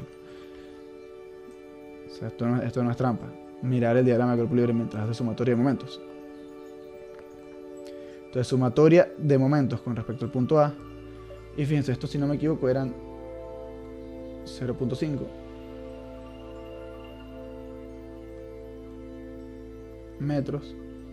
Y de acá hasta acá me parece que era 1 metro. Y el radio es 1.5 metros. Pero entonces vamos a confirmar eso. 0.5 metros desde A hasta la línea de acción de la fuerza de 2 kN. Y 1 metro de altura desde la línea que conecta a A y a C hasta el punto de aplicación de la fuerza horizontal de 1.5 kN. Perfecto. Ya con esto tengo todas las herramientas. Entonces, Samuel, ¿ves que por ahora no influye en nada que esto tenga forma circular? No sé si lo ves, pero vamos para allá. Tú me dices si lo ves o si no lo ves. Entonces, la primera fuerza que hace momentos aquí, y va a ser en sentido horario, en sentido negativo, 0.5 por la fuerza de 2 kN. Aquí está. Esta es una fuerza vertical, el brazo va a ser horizontal. Luego, esta fuerza de acá va a tener un brazo de 1 metro, un brazo vertical de 1 metro, la fuerza horizontal de 1.5, 1 por 1.5 entonces. Y luego, la fuerza que contrarresta eso es C sub Y, con un brazo de 3 metros. Esta es la primera vez que influye en algo que esto sea circular. La primera vez en todo el problema. Esto es 3 metros, que es el diámetro de la circunferencia. ¿A qué me refiero? Y aquí es cuando empieza a influir que esto sea circular. Porque fíjate, me dicen sobre el arco de 2 elementos. Entonces este arco, Samuel, abarca a la mitad de la circunferencia. Desde A hasta B abarca un cuarto de circunferencia y desde B a C abarca el cuarto siguiente de circunferencia. Entonces, eso hace que la distancia, y aquí me indican que los puntos A y C están horizontalmente alineados y que además este es el centro de la circunferencia. O sea, el punto medio entre A y C es el centro de la circunferencia, que tiene un radio de 1.5 metros. En otras palabras, la distancia horizontal entre A y C es de 3 metros, es el diámetro, o sea, 2 veces el radio. Por eso digo que de acá hasta acá son 3 metros. No me lo dicen, pero me dicen que esto es circular, que este es el centro, o sea, esto es un semicírculo, o sea, este es un arco semicircular, este es el centro de lo que sería el círculo completo. A y C están alineados horizontalmente y pasan por el centro, entonces desde A hasta el centro es un radio, desde el centro hasta C es otro radio, esta distancia es 2 veces el radio, que sería el diámetro. Si el radio es 1.5 metros, A y C están separados horizontalmente por una distancia de 3 metros. Y esta es la primera vez que hacemos uso de que esto es circular. Pero es una complicación mínima, por así decirlo. O sea, digo, está bien si no... O sea, está bien trabarse con eso, pero es la primera vez en todo el problema que hacemos uso de la circularidad del arco, por así decirlo, de la circularidad de los elementos. Entonces 3 C sub Y, esto sería igual a 0. Entonces C sub Y despejando, 1 por 1.5, estos dos cambian de signo. Me queda básicamente 1.5 más 1, mejor dicho, 0.5 por 2 me da 1, y lo paso al otro lado, queda positivo. 1 por 1.5 me da 1.5, y este menos pasándolo al otro lado me da 1.5 positivo, y esto entre 3. Entonces C sub Y A mí me da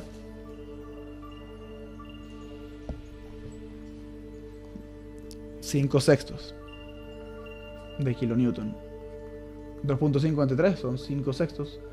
Pero bueno, o sea, vamos a ponerlo con 4 cifras significativas, como Dios manda. Ok. Entonces,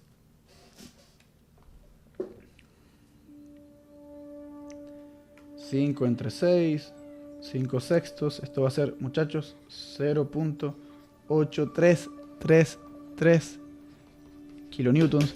Y claro, voy a hacer aquí una pequeña confirmación porque simplemente supuse que ambas fuerzas estaban en kilonewtons. Correcto, kilonewtons, correcto. Si esto estoy en kilonewtons y esto estoy en newtons, tendría un problema. Tendría que convertir una a kilonewtons para poder saltarme las unidades. O sea que si todas las fuerzas están en las mismas unidades, puedo omitir las unidades de la fuerza en la sumatoria de momentos. Y al igual que si todas las distancias están en las mismas unidades de metros, puedo omitir las unidades de los brazos o unidades de distancia en la sumatoria de momentos.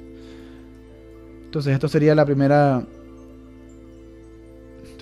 reacción. Esto ya es un resultado del problema. O sea, esto lo puedo encerrar en un recuadro, no pasa absolutamente nada. Y fíjense, como ya tengo la reacción en C sub y, con la ecuación de sumatoria de fuerzas verticales, puedo hallar a sub y.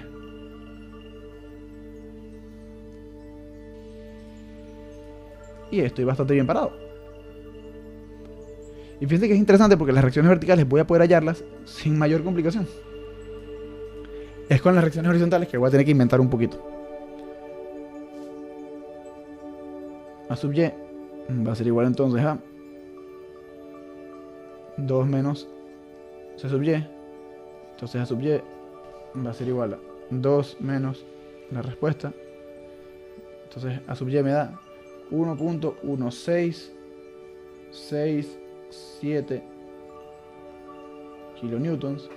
Bajo un poco esto y lo encierro en un recuadro.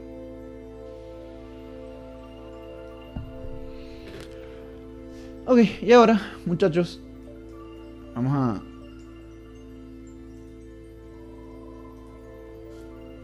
ya he agotado las 3 ecuaciones independientes del sistema completo. Para poder obtener una cuarta ecuación linealmente independiente, debo limitarme a estudiar solo una porción del cuerpo, solo una porción del sistema. Es decir, por más que dé vueltas con el diagrama de cuerpo libre del sistema completo, ya este diagrama me ofreció 3 ecuaciones independientes: sumatoria de fuerzas en Y, sumatoria de fuerzas en X y sumatoria de momentos en A. Tomar momentos, por ejemplo, ahorita en C no me diría nada nuevo. Tomar momentos ahorita, por ejemplo, en B no me diría nada nuevo. Entonces, ¿qué hago? Hago el despiece. O sea, porque la única razón, fíjense, lo único que permite que este sistema no sea hiperestático es que tengo aquí 2 cuerpos rígidos y un pasador. Porque claro, si esto fuese un solo arco de circunferencia, repito, si esto fuese un único arco de circunferencia, o sea, que estas 2 piezas fueran una sola, no hay un pasador, sino que esto es un solo arco semicircular. Esto directamente sería hiperestático porque tendrías un solo cuerpo rígido, o sea, 3 grados de libertad, y tendrías 4 restricciones. Entonces tendrías más restricciones que grados de libertad. Entonces tendrías menos 1 grado de libertad en total. Entonces esto lo haría hiperestático. La única razón por la que este sistema, teniendo 2 soportes tipo articulación, no es hiperestático, sino que es isostático, que bueno, escribamos eso, isostático, que es la conclusión lógica de que el número de grados de libertad sea 0. La única razón por la que esto es isostático es porque tengo 2 cuerpos que conforman el cuerpo rígido. Entonces, si al cuerpo rígido, al mecanismo, al bastidor. Entonces, si hago el despiece, sea que estudie solamente el arco BC o estudie solamente el arco AB, eso me va a dar información nueva, me va a dar información linealmente independiente, y las ecuaciones que obtenga de ahí pueden ser, al menos una de ellas va a ser linealmente independiente de las anteriores. Entonces, dicho eso, estudiemos entonces, por ejemplo, el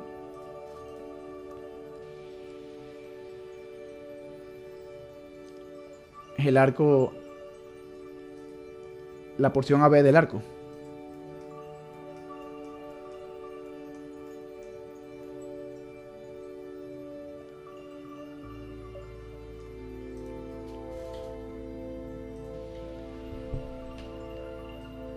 Ah. ¿No se agarró el arco?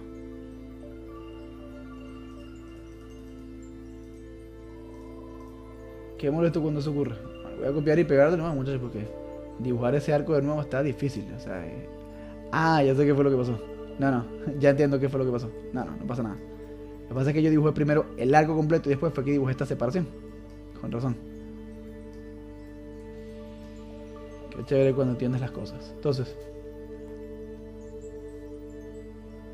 por eso es que repito esto.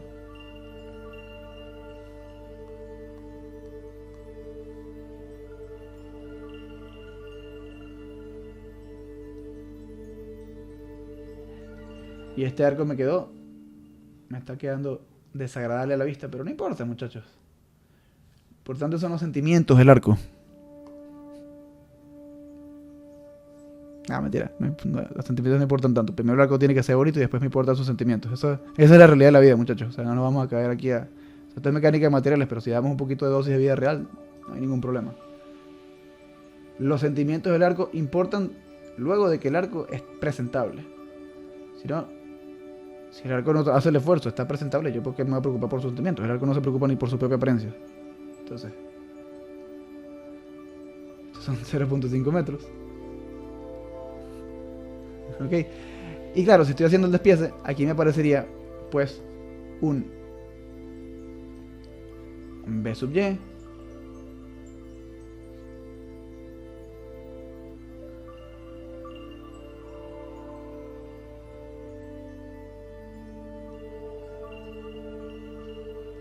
y un B sub X. Y déjenme ver si de casualidad me está faltando algo. O sea, porque si hago el despiece, si estudio solamente la porción izquierda, o sea, el arco, el cuarto de circunferencia, o el arco de la izquierda, el AB, me aparecen las reacciones en A, me aparece la fuerza externa de 2 kN y me aparecen las dos reacciones del pasador en el punto B. Si no, aquí estoy bien, estoy bastante bien. Entonces, y fíjense, muchachos, que puedo directamente estudiar sumatoria de momentos con respecto al punto B. Y aquí, de nuevo, si voy a hacer uso nuevamente de que esto es una circunferencia para decir que esta distancia vertical entre B y A, la distancia horizontal entre B y A es 1.5. El radio. O sea, de acá hasta acá es el radio, es este radio que está aquí. 1.5 metros. Y de acá hasta acá es el radio de 1.5 metros. Eso es... Aquí es donde se usa nuevamente, Samuel, el hecho de que esto sea una circunferencia, que la distancia entre B y el centro verticalmente es de 1.5 metros. Y la distancia entre el centro y A es también 1.5 metros, el propio radio de la circunferencia. Entonces ahora hago mi sumatoria de momentos con respecto al punto B. Y con respecto al punto B, si de acá a acá es 0.5, desde B hasta el punto de aplicación de la fuerza de 2 kN es lo que le falta para llegar al radio.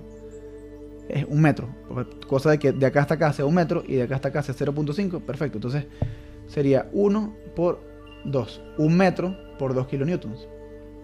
Y eso da, por regla de mano derecha, da en sentido antihorario. Luego voy a tener, por supuesto, el brazo de la fuerza horizontal, que sería más, esta fuerza horizontal tiene un brazo vertical, repito, de 1.5 metros. De acá hasta acá, lógicamente, podemos ponerlo de todos modos 1 metro. Entonces luego, como decía, más 1.5 por A sub X. ¿Ok? Y luego A sub Y ahora sí hace momento en sentido antihorario. Entonces, con un brazo también de 1.5, porque la distancia horizontal entre A y B es de 1.5 metros. Este metro más estos 0.5 metros. Entonces, menos 1.5 por A sub Y. Y esto va a ser 0. Porque estoy en el punto B, solamente estas tres fuerzas hacen momento. Solamente estas tres fuerzas tienen un brazo efectivo. B sub Y y B sub X cortan al punto B, respecto al cual estoy calculando momentos. Esto es B y esto es A. Entonces, A sub Y es ya conocida. Entonces A sub X básicamente va a ser igual a 1.5 por A sub Y, positivo porque pasó al otro lado positivo, menos el 1 por 2, que es 2, negativo porque pasó para el otro lado negativo, dividido por supuesto,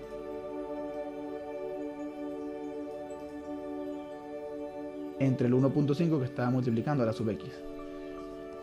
Y a sub y era 1.1667 kilonewtons. Entonces aquí ans. Perfecto. Entonces 1.5 por ans menos 2 entre 1.5. Ah, miren, a sub x da menos 0.1667 kilonewton, y esto es sentido contrario al supuesto. O sea, si la dibujé hacia la derecha, realmente va hacia la izquierda. Y aquí está lo que decíamos. Ya habíamos dicho nosotros, muchachos, que una de las dos iba a apuntar hacia la izquierda, al menos una de las dos. Entonces, a sub x apunta hacia la izquierda. Y por lo que estoy viendo, por lo que vale a sub x, se sub x también tiene que apuntar hacia la izquierda. Entonces, fíjense, lo que dije al comienzo se cumplió, como era de esperarse. No había forma de que no se cumpliera. Entonces me dio negativo. Yo simplemente aclaro que eso va en el sentido contrario al supuesto. Y bueno, para que todo entre en esta última pizarra de forma increíblemente conveniente, voy a reducir el tamaño aquí. Sentido contrario al supuesto. Muy bien, muchachos, y falta lo último, que es simplemente calcular c sub x, que tranquilamente lo puedo sacar de esta ecuación. La voy a copiar.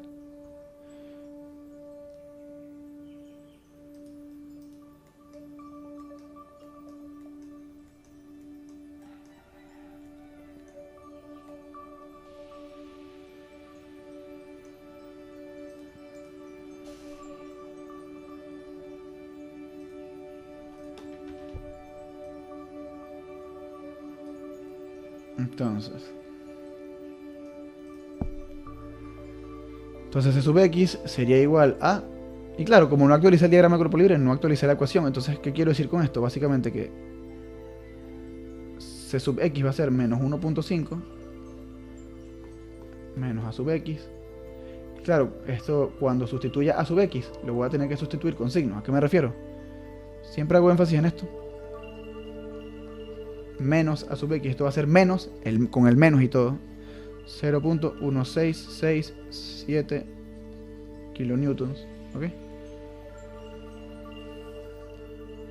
Y esto también me va a dar con sentido contrario al supuesto.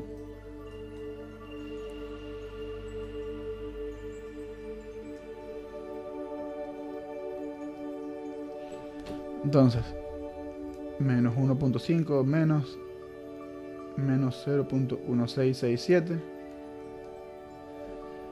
Esto me da menos 1.3333 kilonewton con sentido contrario al supuesto. O sea, apunta realmente hacia la izquierda.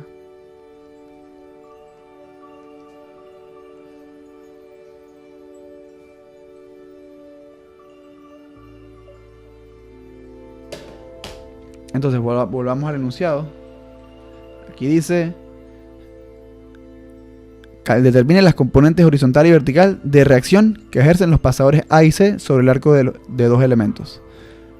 Fíjense, porque a veces, por como plantean el enunciado, muchachos, cuando tienes más de un soporte, surge la duda mental, ¿no? La duda del que está resolviendo el problema. De, oye, ¿será que tengo que calcular las componentes o tengo que calcular la resultante y con su dirección? Pero no, en el enunciado me aclaran que lo que tengo que determinar son las componentes horizontal y vertical de reacción que ejercen los pasadores en A y en C sobre el arco de dos elementos. Entonces este sería el problema. Todos lo tienen claro.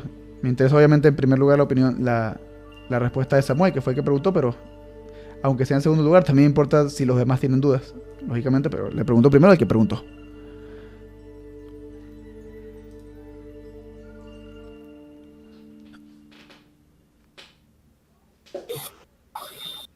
Por mi parte, yo estoy bien, profe. Me alegra, muy bien. Vamos a ver si Samuel... Samuel está por hablar. Dime, Samuel. Excelente. Sí, o sea, viste a la orden. Viste que, o sea, lo de que era circular era únicamente un dato de distancias. O sea, no era que afectaba que...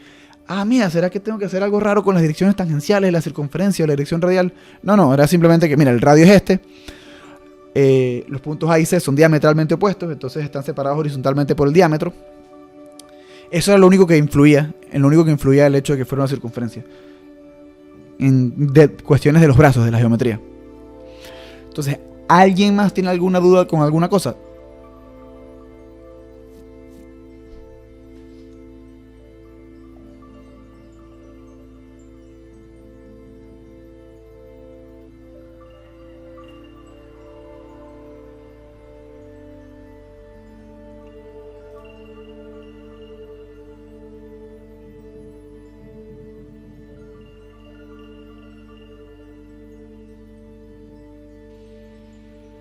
No, profe, hasta los momentos no.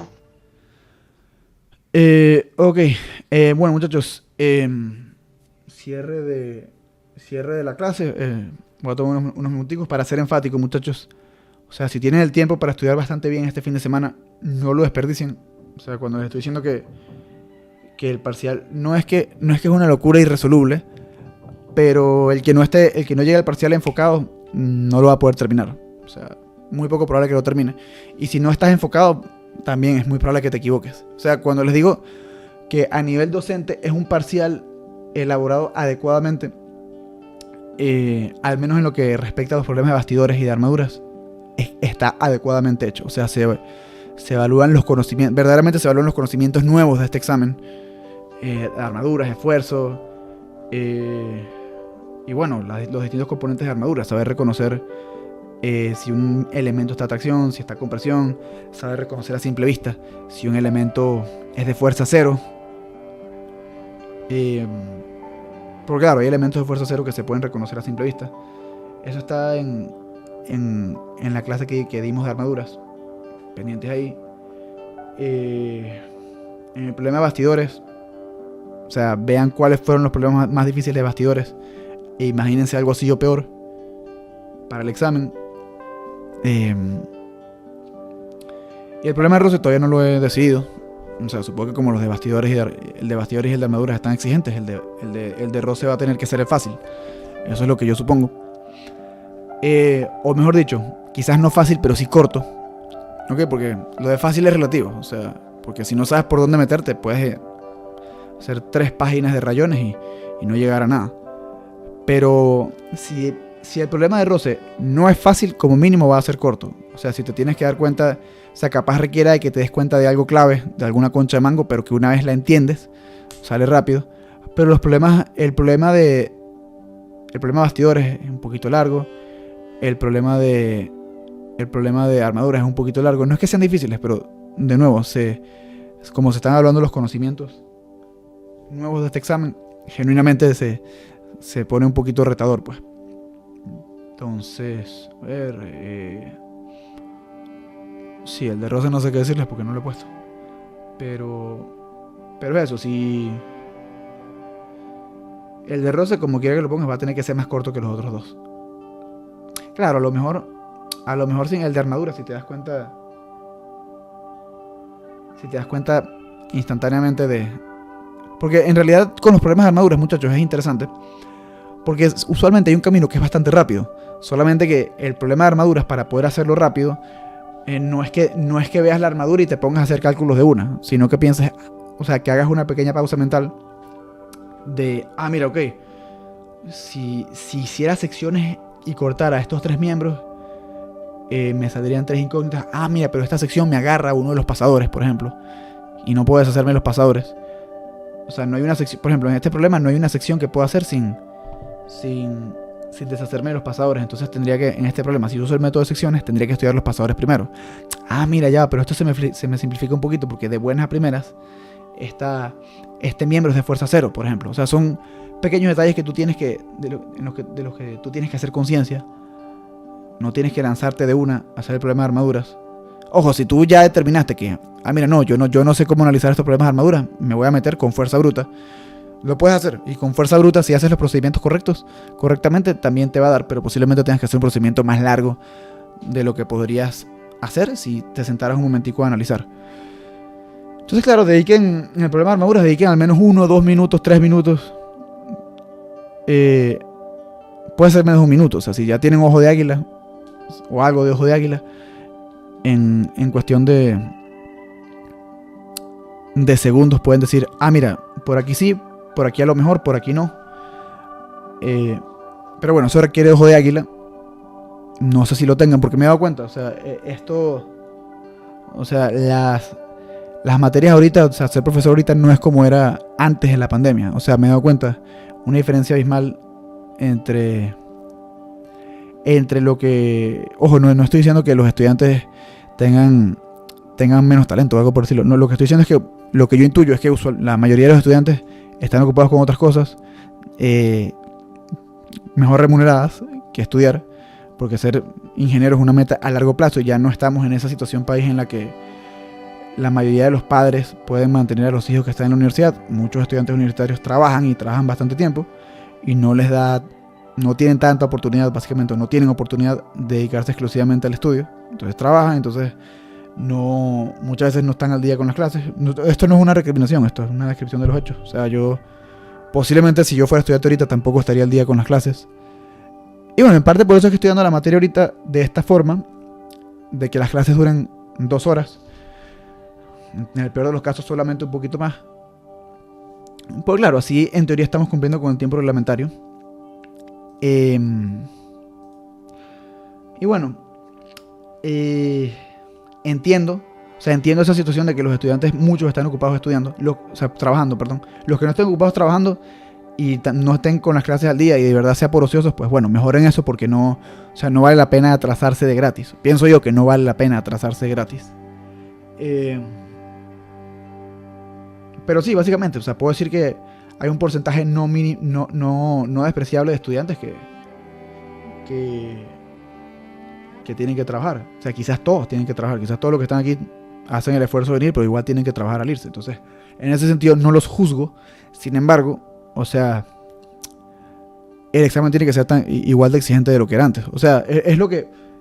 O sea, de lo que era antes de la pandemia. O sea, yo no le veo la utilidad práctica a reducir la dificultad de los exámenes, porque, ¿qué hacemos? Estamos sacando ingenieros de menos calidad porque la situación era difícil.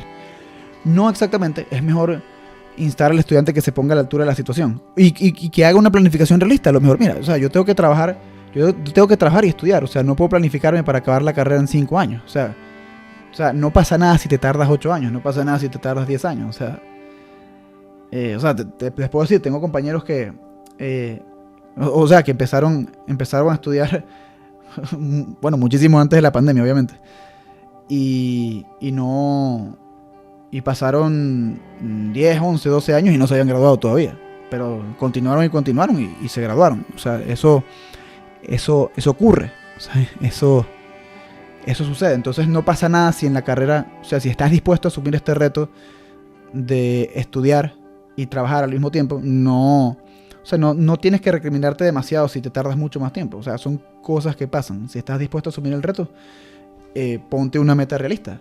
Y ojo, si igual puedes trabajar y estudiar porque eres increíblemente talentoso y eres eficiente y puedes sacar la carrera en 5 años, inclusive menos, mira, bien por ti, te felicito.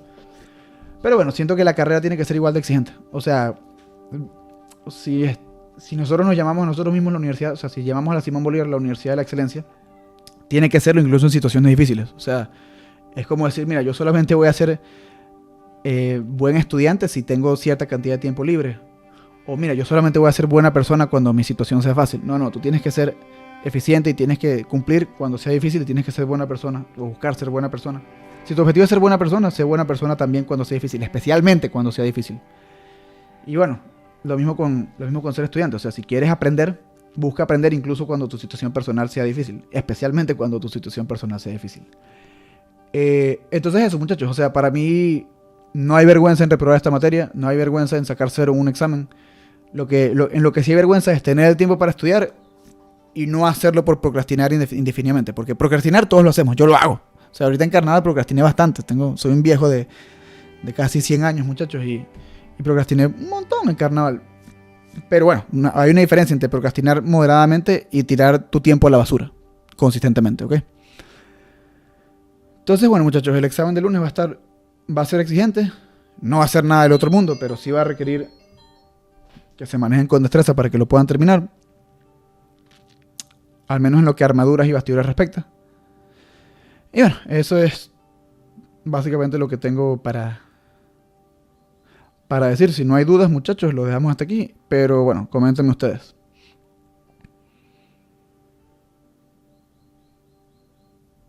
Muchas gracias. A la orden. Déjame ver si... Profe, ¿la duración del parcial sí será de 2 horas? Puede ser un poco más. Puede ser un poco más. Puede ser... O sea, creo que lo... Piensa en mínimo 2 horas y media. ¿Ok? Piensa en mínimo 2 horas y media. Ok. O sea, de repente se Perfecto. puede extender a 2 horas 45, 3 horas, dependiendo del caso, pero piensa en mínimo 2 horas y media. O sea, el parcial está exigente, no, o sea, pretender que lo hagan en 2 horas no lo veo tan realista. Entre 2 horas y media y 3 horas van a tener, dependiendo de lo que vaya viendo del examen, por así decirlo. O sea, dependiendo de lo que ponga en roce, porque no me decido todavía qué problema de roce voy a poner. Entonces, claro, si el problema de roce es una estupidez, van a ser 2 horas y media. Si el problema de roce es más exigente, pueden ser 2 horas 45, 3 horas. Por ahí van los tiros. Entonces, si no hay dudas, muchachos, lo dejamos hasta aquí y hasta luego. Ya, profe. Luego, Profe, feliz día. hasta luego, feliz día para ti también, Samuel.